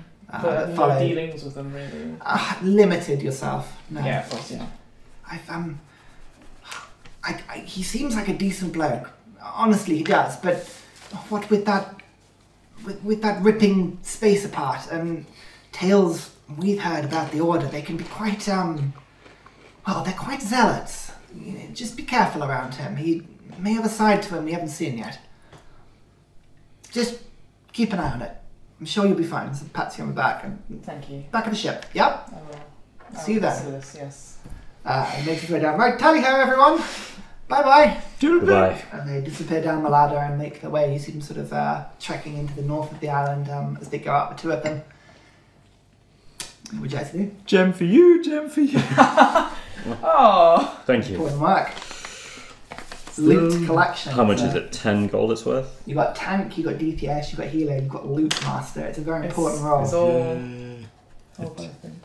snaffle everything. Alright, let's make sure everything's ready and let's go back to the Athena. Yeah. Sounds good. I miss Bram. Bram was cool. Oh, yeah. I think he's just a level 1 person now, though. He's been dead straight away. He's been working out the ship. He's just like a sexy workout montage. I want to check everything's ready for travel. Perfect. You make your way down, and the supplies are fairly good. You have everything you took from the Hag's Cave, effectively. Mm-hmm. The tools, the food supplies, the limited sort of haberdashery of various goods. The goods that Tabaxi have given you are much more in a state of repair. You've got canvas, you've got lots of rope, small amounts of wood, lots of food, butchered meats. There's certainly enough in terms of food to keep probably sort of 20 people going for a couple of days. Like, it's a decent amount of food that has been butchered for you. Theren, you are instructed by Rizza that effectively 12 Tabaxi are going to guide you and take you back to where roughly you tell them to on the south point. They'll climb over with you and they'll sort of help bring the things to the Athena. Are Drazda and Saris present at all? Make a perception check for me. I'd like, for as long as the wagon is used, I'd like to sit in the wagon, not walk. 14. 14. You don't see them, no. Okay. Can I... So, okay. In the sense of expediency, can I find some way, so asking around if there's a merchant who might be able to sell me a pearl. A pearl?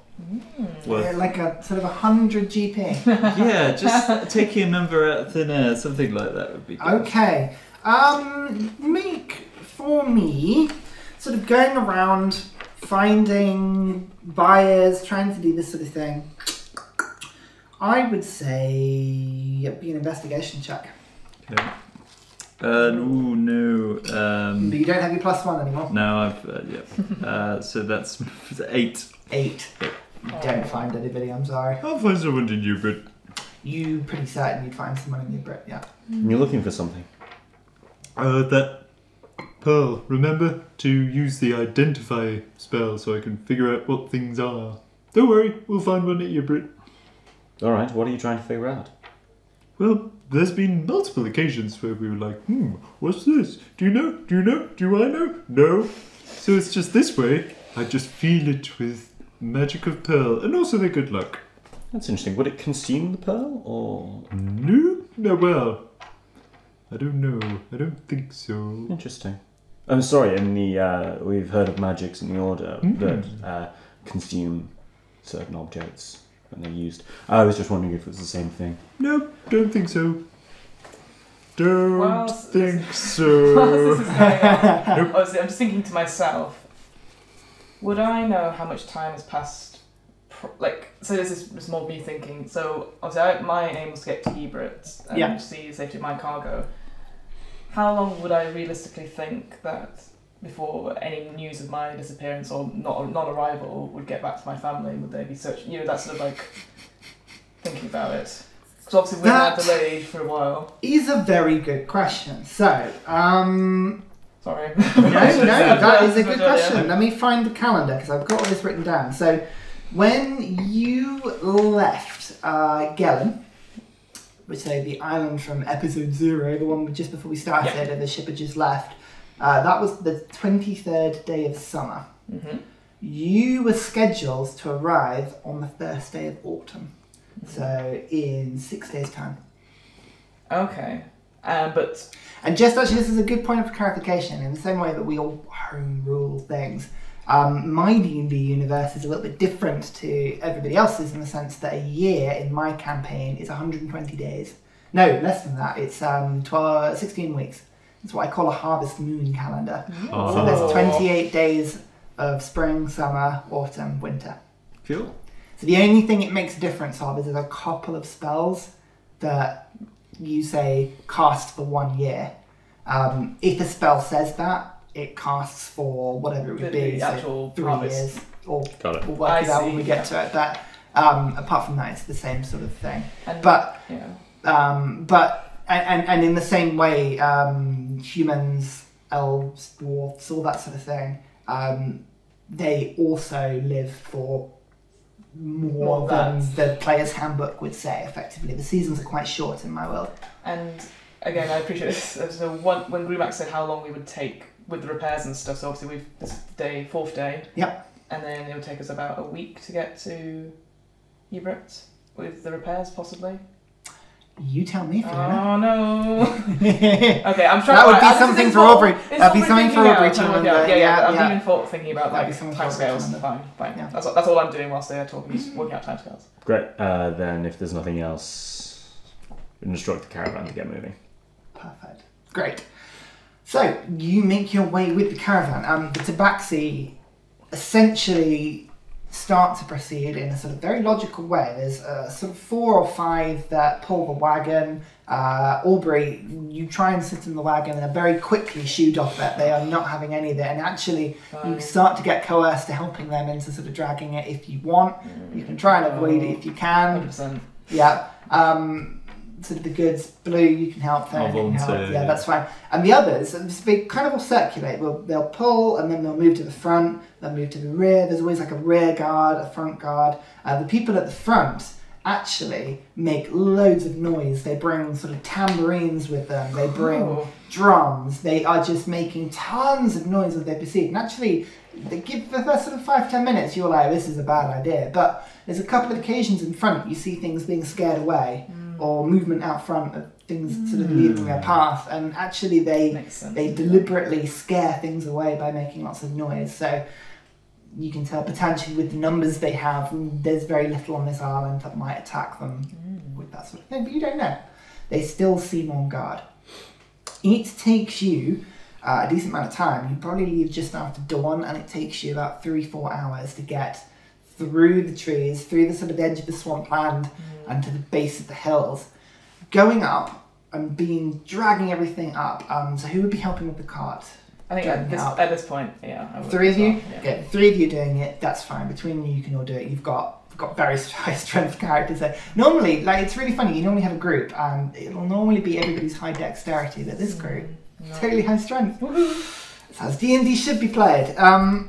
You help with these tabaxi bring this cart up the side of the mountain and sort of round the hills. There are a couple of points where it has to be sort of pulled. You go up a slightly different way, probably about 1 kilometre to the west of where you originally ascended, and you start to make your way around. There's a path that they know that is sort of easier to drag the wagon up. It's still hard going. There are times where the wagon actually has to be unloaded and lifted. It probably takes you another hour to get over. So by the time, very hot and flustered, you get to the top, it's sort of an hour or so before noon, as you look down from the mountain range at the islands in front of you. The Beggar's Bowl, as you remember, just punctuated needles of mountain and rock in the sea everywhere as the bowl descends. And again, Sam's done a fantastic job of the map. You can kind of see what I mean, that sort of just punctuated hills and mountains. I'm pointing at the map. Yep. It's down for you, isn't it? I'm pointing at the stats. Yeah. This is the map down there. It's the drugs. I don't know what's going on. Boom. I am super high right now. Hello. Make perception checks for me. Boat's gone. Nope. 7. 12. 10.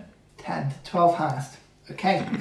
You see the Athena down below you, sort of huddled, sort of almost resting against the side of the rock. It's been pulled away a little bit, but it's still floating just about where it was left. You can see it's sort of about a kilometre away. You're going to have to go down.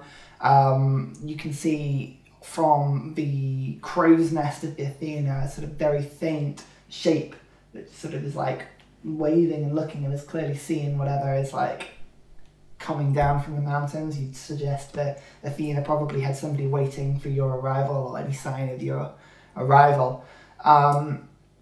You can see the Athena is protected again, so there's probably sort of hills separating the Athena from the sea. So whilst it's down, is sort of relatively covered. And actually it takes you a second or two to notice, but where the crow's nest, where you think it should be, it's way lower than you thought. And actually, whether it's deliberate or not, the entire masts of the ship have been taken down. You can see the masts, as they were put up, seem to have been made of sections of wood rather than one whole huge wooden mast.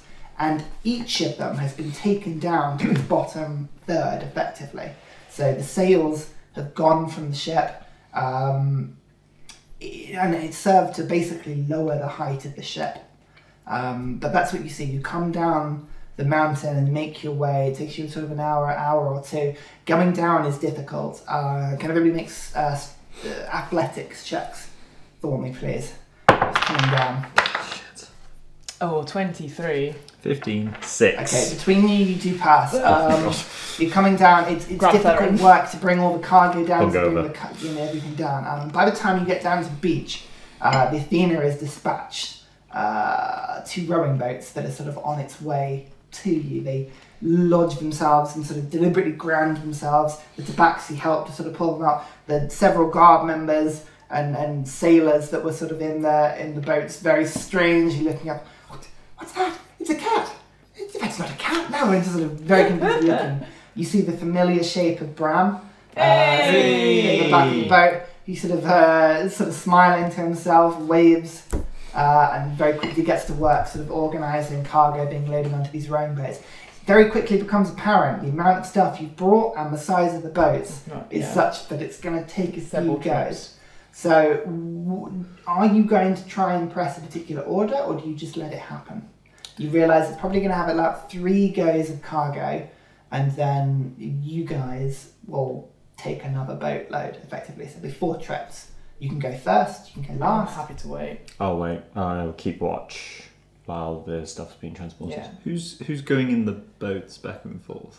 There appears to be 2 rowers on each boat. The guards sort of now on the island, sort of protecting, sort of keeping an eye up from the hills above. You can see they keep glancing back to the sea as well, but keeping an eye on things. The tabaxi as well help unload and load the boat. They don't go anywhere near the water. They're just, the idea of the sea is just, they sort of, the waves sort of crash in onto the beach and they sort of pull away. I would like to insight check the guards. Okay. Yeah. What are you looking for? I want to see if they're acting any different to how we last saw them, or see if I can get a clue whether or not they're just, maybe just acting strangely because they're not familiar with the tabaxi, or there's something else going on. Okay. Yeah, make an insight check. Insight 14. 14. You get the impression that they are all quite literally on guard, waiting for danger, but it's difficult to put a precise reason on it. Everybody is on alert after the events of the last few days. Even the Athena has suffered damage. Tens of, the crew is now a third, if that, of its strength when it set out from the island. There's a lot of casualties, so they're clearly still on edge. You can see 1 or 2 of them still have injuries from that first battle on the top of the deck. Alright. Yeah. Are you okay? Just... Well, what do you think? That 2 of us stay here and 1 goes across, or 2 go across, 1 stay here? They look pretty scared. Can I ask one of the rowmen? Yeah? Have you had any trouble? Ooh. He sort of looks up at you.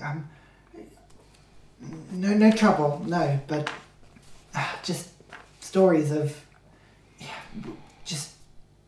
we don't want it to come back. Whatever attacked us originally. What if it's still looking for us? Yeah, we should do this as quickly as possible. And the loading continues happening. Okay. What are you thinking, Blue? How far is it between us and the ship? It is about sort of a 15-20 minute row from memory. From the beach to where the ship is docked. Because the ship can't come that close to the island. It would ground itself. Yeah, that's the word. Yeah. I couldn't remember what it was. Why? What are you thinking? Blue's not thinking anything. Good old Blue. Can I just sit down and just look out over the... I'm going to take everyone else to do stuff after just, again, lost in my own thoughts, looking out into the sea. Yeah. And see. Perfect. Is the weather, is it clear? Is it stormy? Is it... Looking out, it appears to be relatively clear, actually. The storms of the last few days have gone. They've swept away in whatever prevailing wind. You can see little fluffy white clouds, that sort of high cirrus, sort of feather-like clouds in the very high atmosphere. Okay. It's a nice day. Fresh, but warm. Disconcerting, yeah. Happiness. I walk over to Aubrey. I just kind of gently lay my hand on her shoulder. Say, it'll be better once we're off here. Let's just get away from this place. I don't think it will be. But you've got the lucky stone now. With the best will in the world, Aubrey, you don't know that. I do. And I pull out the scroll I had, and I open it up.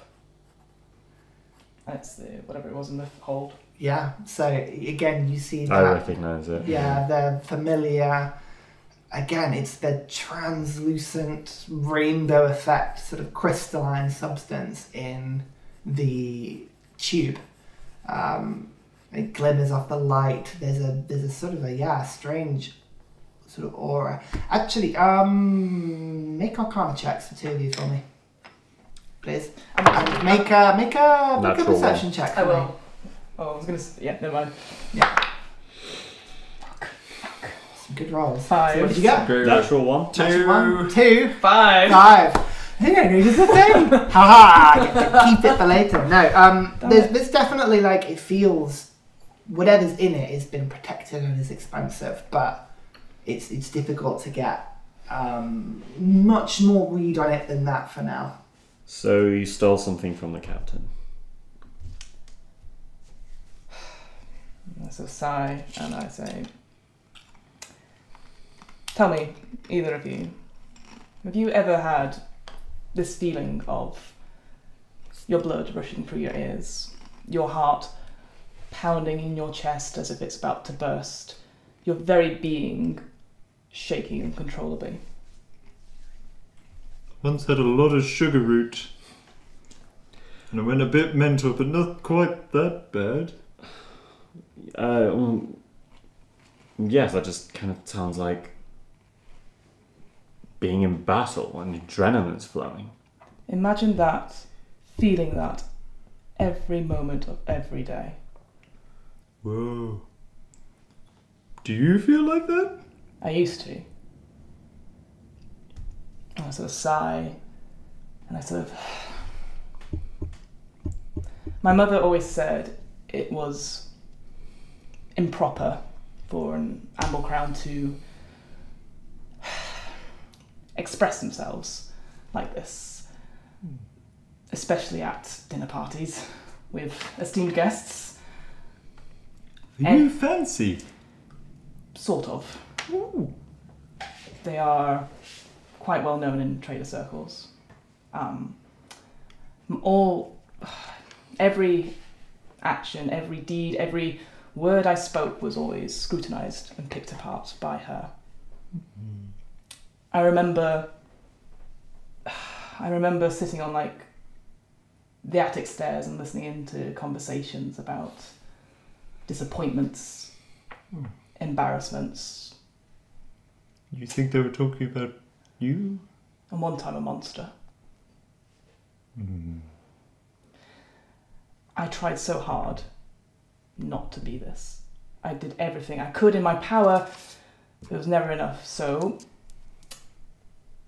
it was decided, on my mother's orders, I would be taken to apothecaries all across different islands, and they would give me these concoctions, these potions to remove this aura, this unpredictableness, this anger.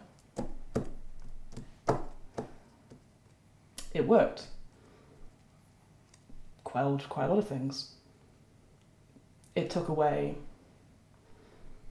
everything. I was numb. I couldn't think, I couldn't speak for days on end, but apparently I was cured. And that was that. And I start to shake a little bit at this point, and I say, when that creature grabbed me and pulled me into the water, it felt like I was drinking those potions again, being forced to drink, and I was drowning, and I'd fight, and I'd lose myself over and over and over again. And when I met you two, and I came back and finding the stuff and just everything in these last few days, discovering the last of my medication was gone from my sea chest, I felt more whole than I have done in years. I felt, no, I might have lost my purpose as an Amble Crown, but I found myself again as Aubrey, and I want to thank you both for that. I don't know how to repay you for that, and take out the stone. I don't know what I will do now. I don't know what purpose lies for me. I had plans to go to Yibrit and then go back to my family, and now I don't know who to trust. And whatever this is, again pointing to the scroll, I don't want any part of it.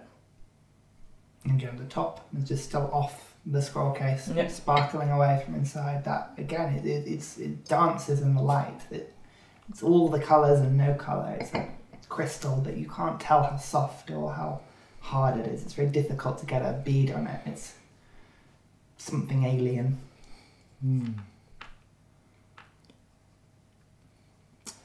I reach out and I just sort of close my hand over Aubrey's on the scroll case. Say,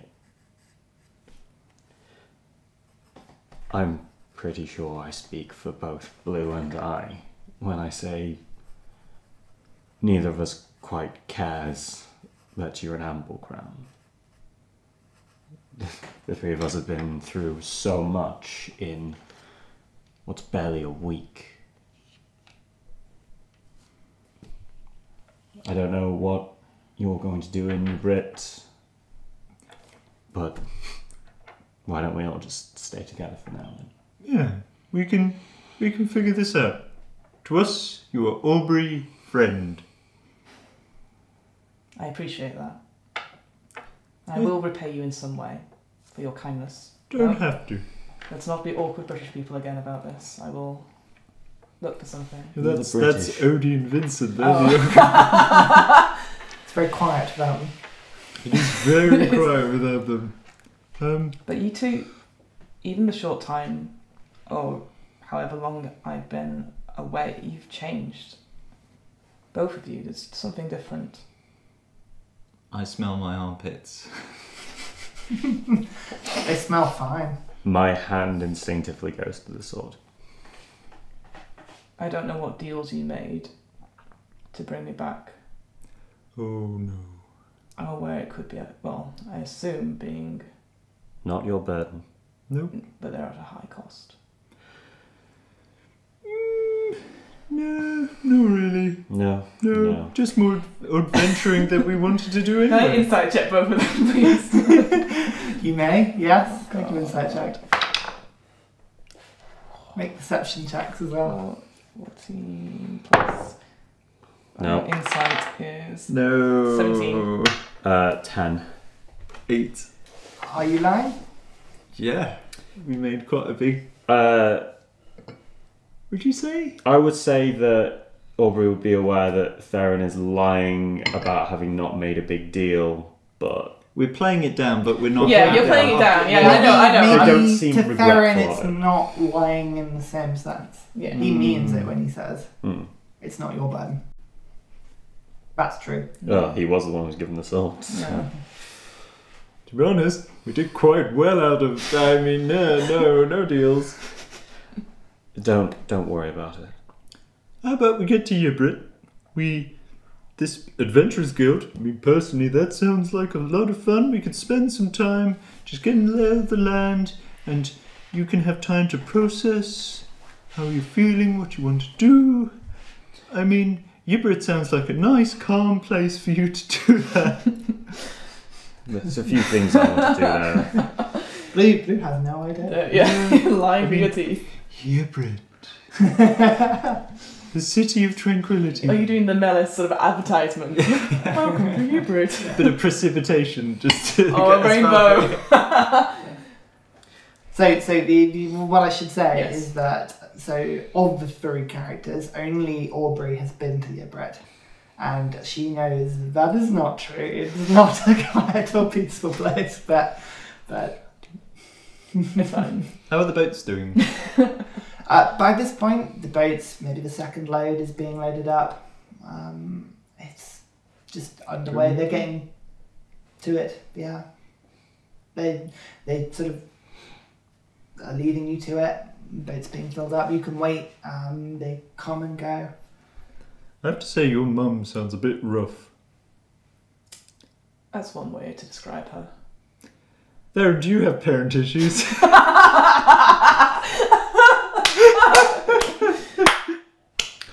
I'll take your silence as a no. Theren, at that question, Theren just goes, well, we best help them, and walks off. One final thing. Yeah, before, do. Stops, comes back. No. I'd appreciate it if you didn't mention my surname from now on in conversations with other people. I would quite like to distance myself from my household name. Maybe even when we get to Ubrit, I will look into a new persona of some sort. Mm-hmm. I mean, honestly, I've already forgotten your last name. Good. And that's the Amble Crown. Okay. And Bramble from. Bramble Frown. Apple Pick. Sorry. Walk headband, I don't know. I'll pick up the scroll case and it's like, I would also appreciate it if you kept this quiet for now. The reason I have taken it is for more my own insurance policy. It was unlikely, for whatever reason.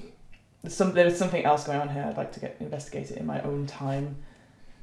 And I'd also like to get some money from my duties as would-be guard person.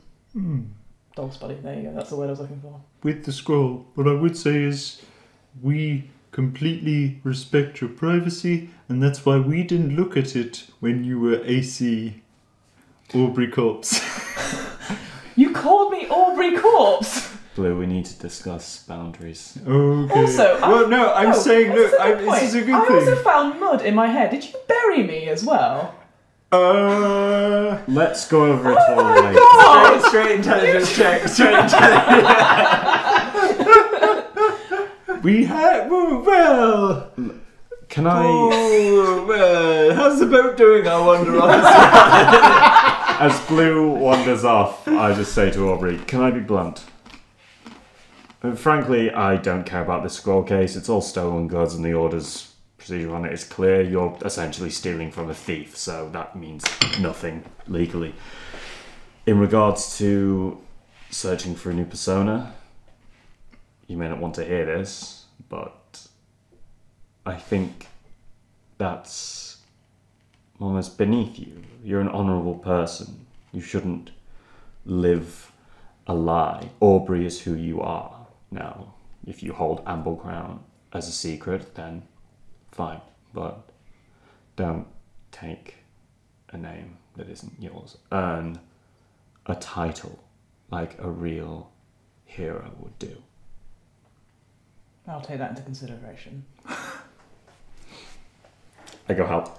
Perfect. Then the boats make their way backwards and forwards. The cargo is all loaded up. You can see the last of the big crates are being put on. So they're being checked. Eventually your turn is up. You are loaded into the boats. The tabaxi sort of all line up and sort of did they wave us off? wave goodbye. Yeah. The tabaxi wave. Dance of some kind. Hey, Yeah, tabaxi, exactly. hey. And they send you off. There's a sort of thunk and a rock as the boats leave. Throw a the gem beach. to the Oh, tabaxi no! just to watch them go mental. There's a moment where You it do goes realise how much they're worth, right? No. plonk.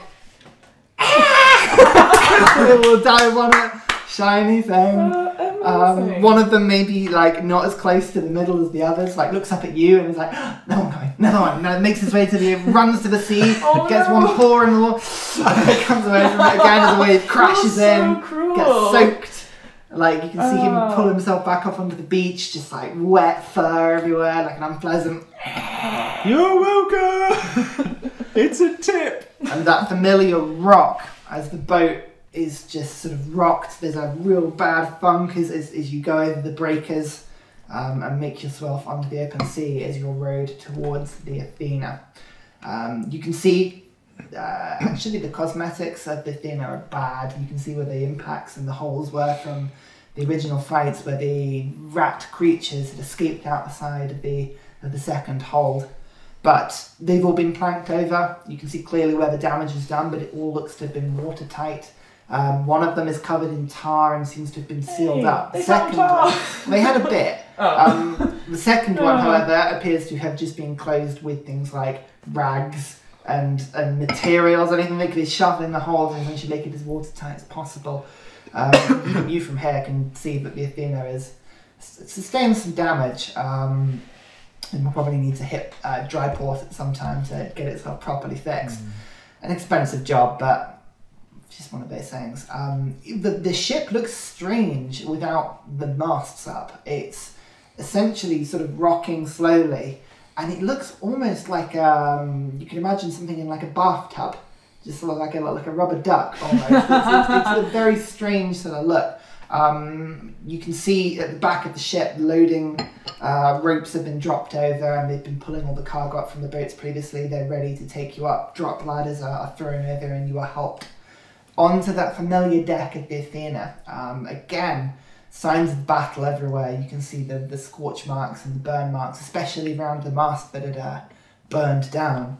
And now that you're on the ship, as you sort of move your way onto it, you can see of the 3 masts, the middle central mast, which was absolutely fine, has literally been disassembled. The first third is sort of sticking up, but everything apart from the crow's nest, which has been lowered down, is there. The front mast, you can see the sort of burn marks have been scrubbed and painted over with some sort of like syrupy substance, but is otherwise standing. The third mast is just charred and burned. You can see it's twisted and cracked. It's been taken apart, but whether or not anything could be put back on that piece of wood, you're not sure. It looks like the back mast they've kind of just given up on as a bad job. You make your way on. Bram sort of has at this point like hugged you all properly, welcomed you on board. It's really good to see you. Tell me, what did you find? It seems like you've had a really good haul. Let me get my hurdy-gurdy. It was a very, very long few days. Perhaps we could talk about it when we're on the move. No, that's absolutely fine. The captain wants to see you, actually. We're due to leave as soon as we can. And you're brought. The captain is waiting for you in his room. The 3 of you sort of make your way over. He sort of sat at his desk, sort of writing into the same book on the biggest bowl. Getting the triangle right this time. But just like putting his own little bits and pieces into it, he sort of looks up. The 3 of you returned. This is good news. Please, Bram, shut the door, would you, please? He sort of nods, closes the door. Just the 4 of you in the room. It's good to see you. I've heard reports that I've seen some of the cargo that has been loaded into the boat. It's impressive. It appears we have new canvas, tools, all things that we were missing. This is good news. Is it enough? It will do. I'm sure you've seen. We've given up on the back sail. The masts on the ship, they can be taken apart, fixed, cleaned. The central sail, it will take a few hours to put back up, but we can do it. The front sail had taken some damage, but with this fabric we can cut new sails, we can repair it. We were worried we would be having to sail on one mast. The front mast is fine, but the canvas was gone. It was burnt to shreds. But this will do. This means that we will at least be running at half speed if we're lucky. But very good. Tell me, what was the ball like? Where did you get this? Where did you get all this? What?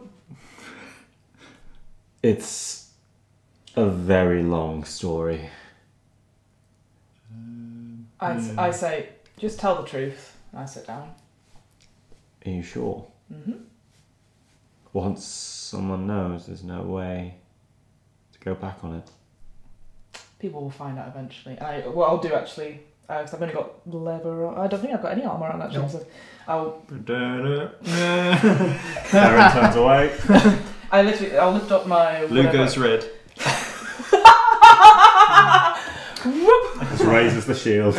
I'll reveal like the presumably scar or torn tissue. No, just scar of the crocodile's teeth on my midriff. It's the first time that you've seen it.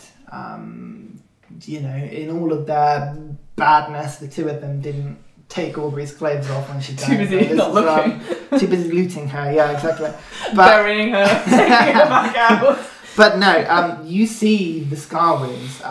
There are sort of scrapes and marks over all of you. You've taken damage over your times on the balls, but there are a set of intrusions on Aubrey's sort of abdomen, sort of there. You can see wrapping around her side and sort of on her front.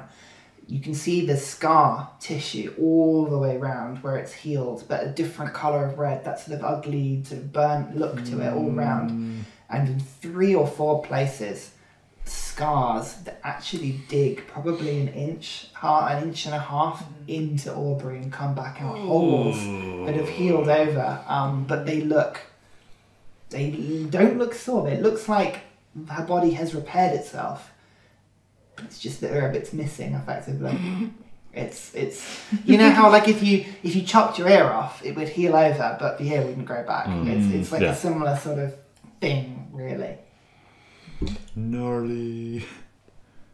On the first day, Aubrey was... I died. You died? Why are we telling you this? What do you mean you died? You're here.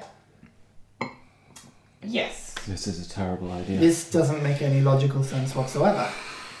Are you sure it wasn't a metaphor? Why are you blinking? He sort of thinks about it. And he sort of sits back. I had hoped better of all of you. As soon as you left the ship, we did a stop check and I took a look down below. I know that one of the 10 scroll cases is gone. I had hoped that it was one of the crew. We've done investigations. I've questioned each member of Q internally. You know the value of these scroll cases. You took one and you used it, didn't you? Didn't you? He sort of looks around. He's like stern now. Don't say anything. Stone face. Am I to believe that it's all gone? Captain, I would point out to you that that is stolen, smuggled property. If, as a member of the Order, I've chosen to confiscate it, then if you wish to lodge a complaint, then you know where you can find the champion. I'm sure my father will be most interested to hear from you. You say this. Well, Theren, I would like to remind you as well that I am the captain.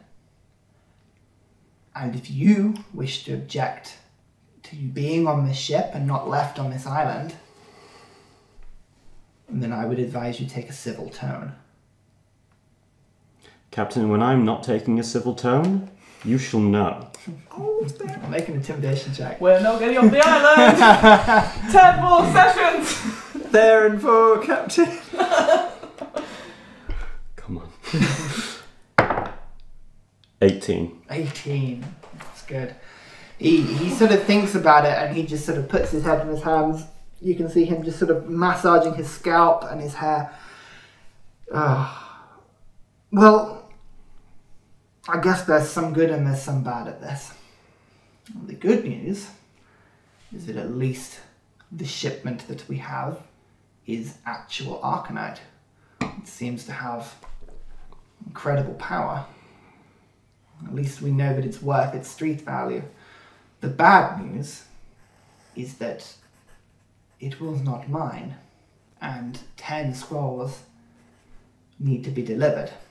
We have 9. This is tricky. The contact we have in Ybrit is not a savoury type. He does not take well to orders being misplaced, mishandled. And I say this not to scare you, but there is real danger here. These are, even for you, Theren. Individuals that the Order would choose carefully with tangling with. I sort of stare Grimac straight in the eyes and go, I face death and come back. Nothing scares me anymore. I walk out. And hopefully he doesn't talk to the back of my head. I'll keep walking for a cool exercise. You just walk out, yeah. Captain. Roll an intimidate check. Oh no. I want to see. You're quite good at intimidate, aren't you? I'll give you advantage because you are being badass. Yeah. All good. That was a 13. Okay, you walk out. Sweet. you trip. That's I hit my head. Fuck. As I go out. On the ship, do you have any sort of messenger birds? No, not that survived. Well, then I presume. Blue, if you could stop making that noise. Well then, I would request some paper and a writing implement. He sort of gestures behind him, and you may use my equipment. Theren, I'm not so sure you all understand the implications here. This shipment was due to be picked up for 100,000 gold. That missing scroll case is worth 10,000 gold. I don't have that money. That's a good chunk of what this entire boat is worth. And they will take it. It is a huge amount of prepaid goods that these people have. We need to go to Ybrit. If we sail off now, and it is something I've considered, if we were to flee, possibly out of the inner sanctum itself, with this much cargo, they would send us down and they would try and find us. And I do not think Xerieos has enough ocean to keep us safe forever. We'll go to Ybrit. I think it's the only way. We can at least give them what we have. But I do not know if that is enough. And it's not just me they will come after. They will know as soon as we've docked that there are other people on this boat. We have our logs. We've already submitted records of passengers. The footprint is on multiple islands. They would eventually find out that the three of you were on this boat. And they would naturally come looking for you. I do not mean to... this is no attempt at intimidating or threatening you. This is purely fact that this is marked goods. And as a member of the Order, I mean, would the Order cast judgment on you for being associated with such goods? Snap. I know the facts are different, and I obviously would speak up for you, but you all lot don't appear to be a particularly diplomatic group, let's put it that way. We will deal with this problem. The Athena will survive this. But in the next few days that it will take for us to reach the island, you will need to give us some time to find the proper solution. Well, time is one thing we have. It'll take us most of the day to get the sails up. You'll notice we dismantled the mast. It was, in honesty, we could have fixed them whilst up. The first day, we had somebody up at Crow's Nest, and we saw a boat on the horizon, circling the island. It was, we couldn't tell what it was. Unfortunately, our spyglass had been taken, but we feared whatever it was potentially linked to whatever attacked us. How large was it? It's difficult to tell, but it looked big. It was a big ship. What? Oh. No, it won't have been them. They were in a kind of like a skipper They were in a thing. very small ship. Oh, Captain, apologies. Yeah, we should have mentioned this. Ages ago. We will be having guests. Well, no. Guests? Well, company, Yes. rather. We Two met members. since... No. Blue. We met some awesome people who like totally saved our asses. Well. Yeah. Well. There's 2 members from the Adventurers Guild at Yibrit. They came and assisted us, and they're going to be sailing with Fiona. Story! Go! They're going to be joining us on the way back. Fantastic. Not in the boat. Great They have a news. boat. They have The a boat. Adventurers Guild are renowned members of adventuring folk. They're capable individuals. That's fantastic. Wait, you found them on the island? Yeah, they were being held captive by cat people. The Tabaxi. That's right. That's the non-racist term. Who, by the starts way... writing this down in his book, yeah. And while he's doing that, Theren just stands over his shoulder, goes over the whole twisted love triangle. Throws out a And decent you spend map. some time going through and updating very ably the up-to-date records of the book. And that's where we'll leave it for today. Yay! Lots we've got through, yeah. Back to Can I back just to say one Athena. thing? Yeah, of course. I got you a souvenir, and I give him a gem. You get a gem! You get a gem! Look up to your boat! Everyone gets a I gem! love it. I love Smile, Captain. Now you only need 9,990 gold. I'm helping! We have He the sort of looks it solution! up. End scene. Silver linings, eh? Where are the other 72? Sorry. Wonderful. So we'll leave it there. Next time, yeah, we head towards Yibrit. So fantastic. Well done, guys. Oh, lots of RP. Yeah. We're Really off good. the bloody bowl. I know. Well, I That don't know, was we could good. be thrown out at any moment. It was nice. It was nice to have a non-combat. Oh, we had some Well, combat. somebody at the beginning. I thought you'd just scatter them, but no. They all Nope. just go... Order Yeah. of 3. If only I had remembered I could shoot electric out of my face. Instead, You know what we I was had thinking? tentacles. I made that encounter several weeks ago, right? And it was just one of those things you might find it, you might not. And after I'd made it, you were talking about getting that feat. And I thought, wow, if you got that feat, that would be like super effective. And then you didn't get it. Which feat was that? You know, the one where you roar instead of... Oh, the intimidation. Yeah. That would have been I know. Damn good. it. So then I thought... Alright, level no. whatever it is. But anyway, we'll join us next time. Yeah. We'll get cracking again. Thanks for watching. Bye. See you later.